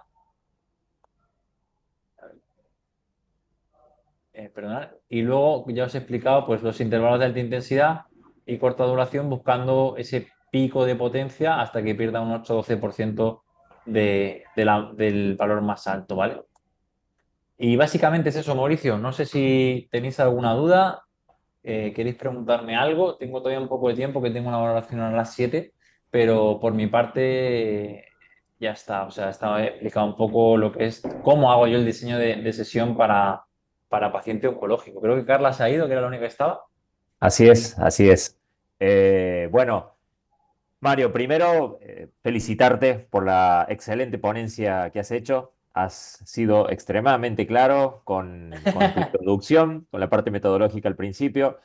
Estuvo sobresaliente la justificación que fuiste haciendo en cada una de las cuestiones Sí, de hecho, de metodológicas. hecho, de hecho, Mauricio, o sea, hay muchas cosas que tú haces porque lo ves, por procedimientos, porque todo el mundo trabaja igual, pero yo quería indagar en por qué haces lo que haces. Y muchas veces tiene su explicación fisiológica de por qué funciona un foam roll, por qué modula el sistema nervioso, de por qué trabajas así con este tipo de intervalos. Y además tú lo pruebas. O sea, yo me acuerdo, leí el artículo de Machinis y Gibala en 2017 y yo vi que el HEID era así, eran protocolos de esto, y de repente cuando puse a mi primera paciente que tenía seguramente un consumo bajo, vi que no aguantaba 1 minuto, 3 minutos al 95% de la frecuencia. No, no podía, era imposible. Aguantaba 15 segundos y se paraba. Y digo, vale, pues esto no es viable, esto no se puede hacer. Entonces, poco a poco, con la experiencia vas puliendo lo que haces. No, no, por eso te digo, esto que me decís es, bueno, es muy bueno y esto de que vos ahora lo estás comentando y antes un poco lo has dado a entender, de esto de desandar el camino, es decir, a ver, Sí, leído, estudiado, pero después puesto en práctica con otro tipo de población, con otras demandas, pero adaptar, bueno, los principios del entrenamiento y lo que se ha indagado en la literatura científica en términos de Totalmente. adaptaciones Eso es es. muy bueno, es muy bueno. Muchas Y veces yo, quería, sí, decime. para acabar, Mauricio, yo siempre a los alumnos les digo, a ver, muchas veces utilizar el sentido común, que es el menos común de los sentidos. Si tú tienes un paciente, por ejemplo, el chico con 17 años, que siempre que hacemos el peso muerto vomita, está claro que el peso muerto, sea por el motivo que sea, no le viene bien. Será por la posición de la cabeza, será por la carga que utiliza, será por lo que sea, pero no le viene bien. Entonces, directamente analiza qué está pasando y retira ese ejercicio. No lo sigas haciendo, por mucho que te digan que es muy bueno. Claro, claro. No, es totalmente cierto eso, Mario. Bueno, y también resaltar esto, cómo has cerrado tu ponencia, me parece también muy bueno porque has puesto en ejemplo concreto todo lo que has desarrollado y eso Sí, y de para hecho, los de hecho, profesionales es clave.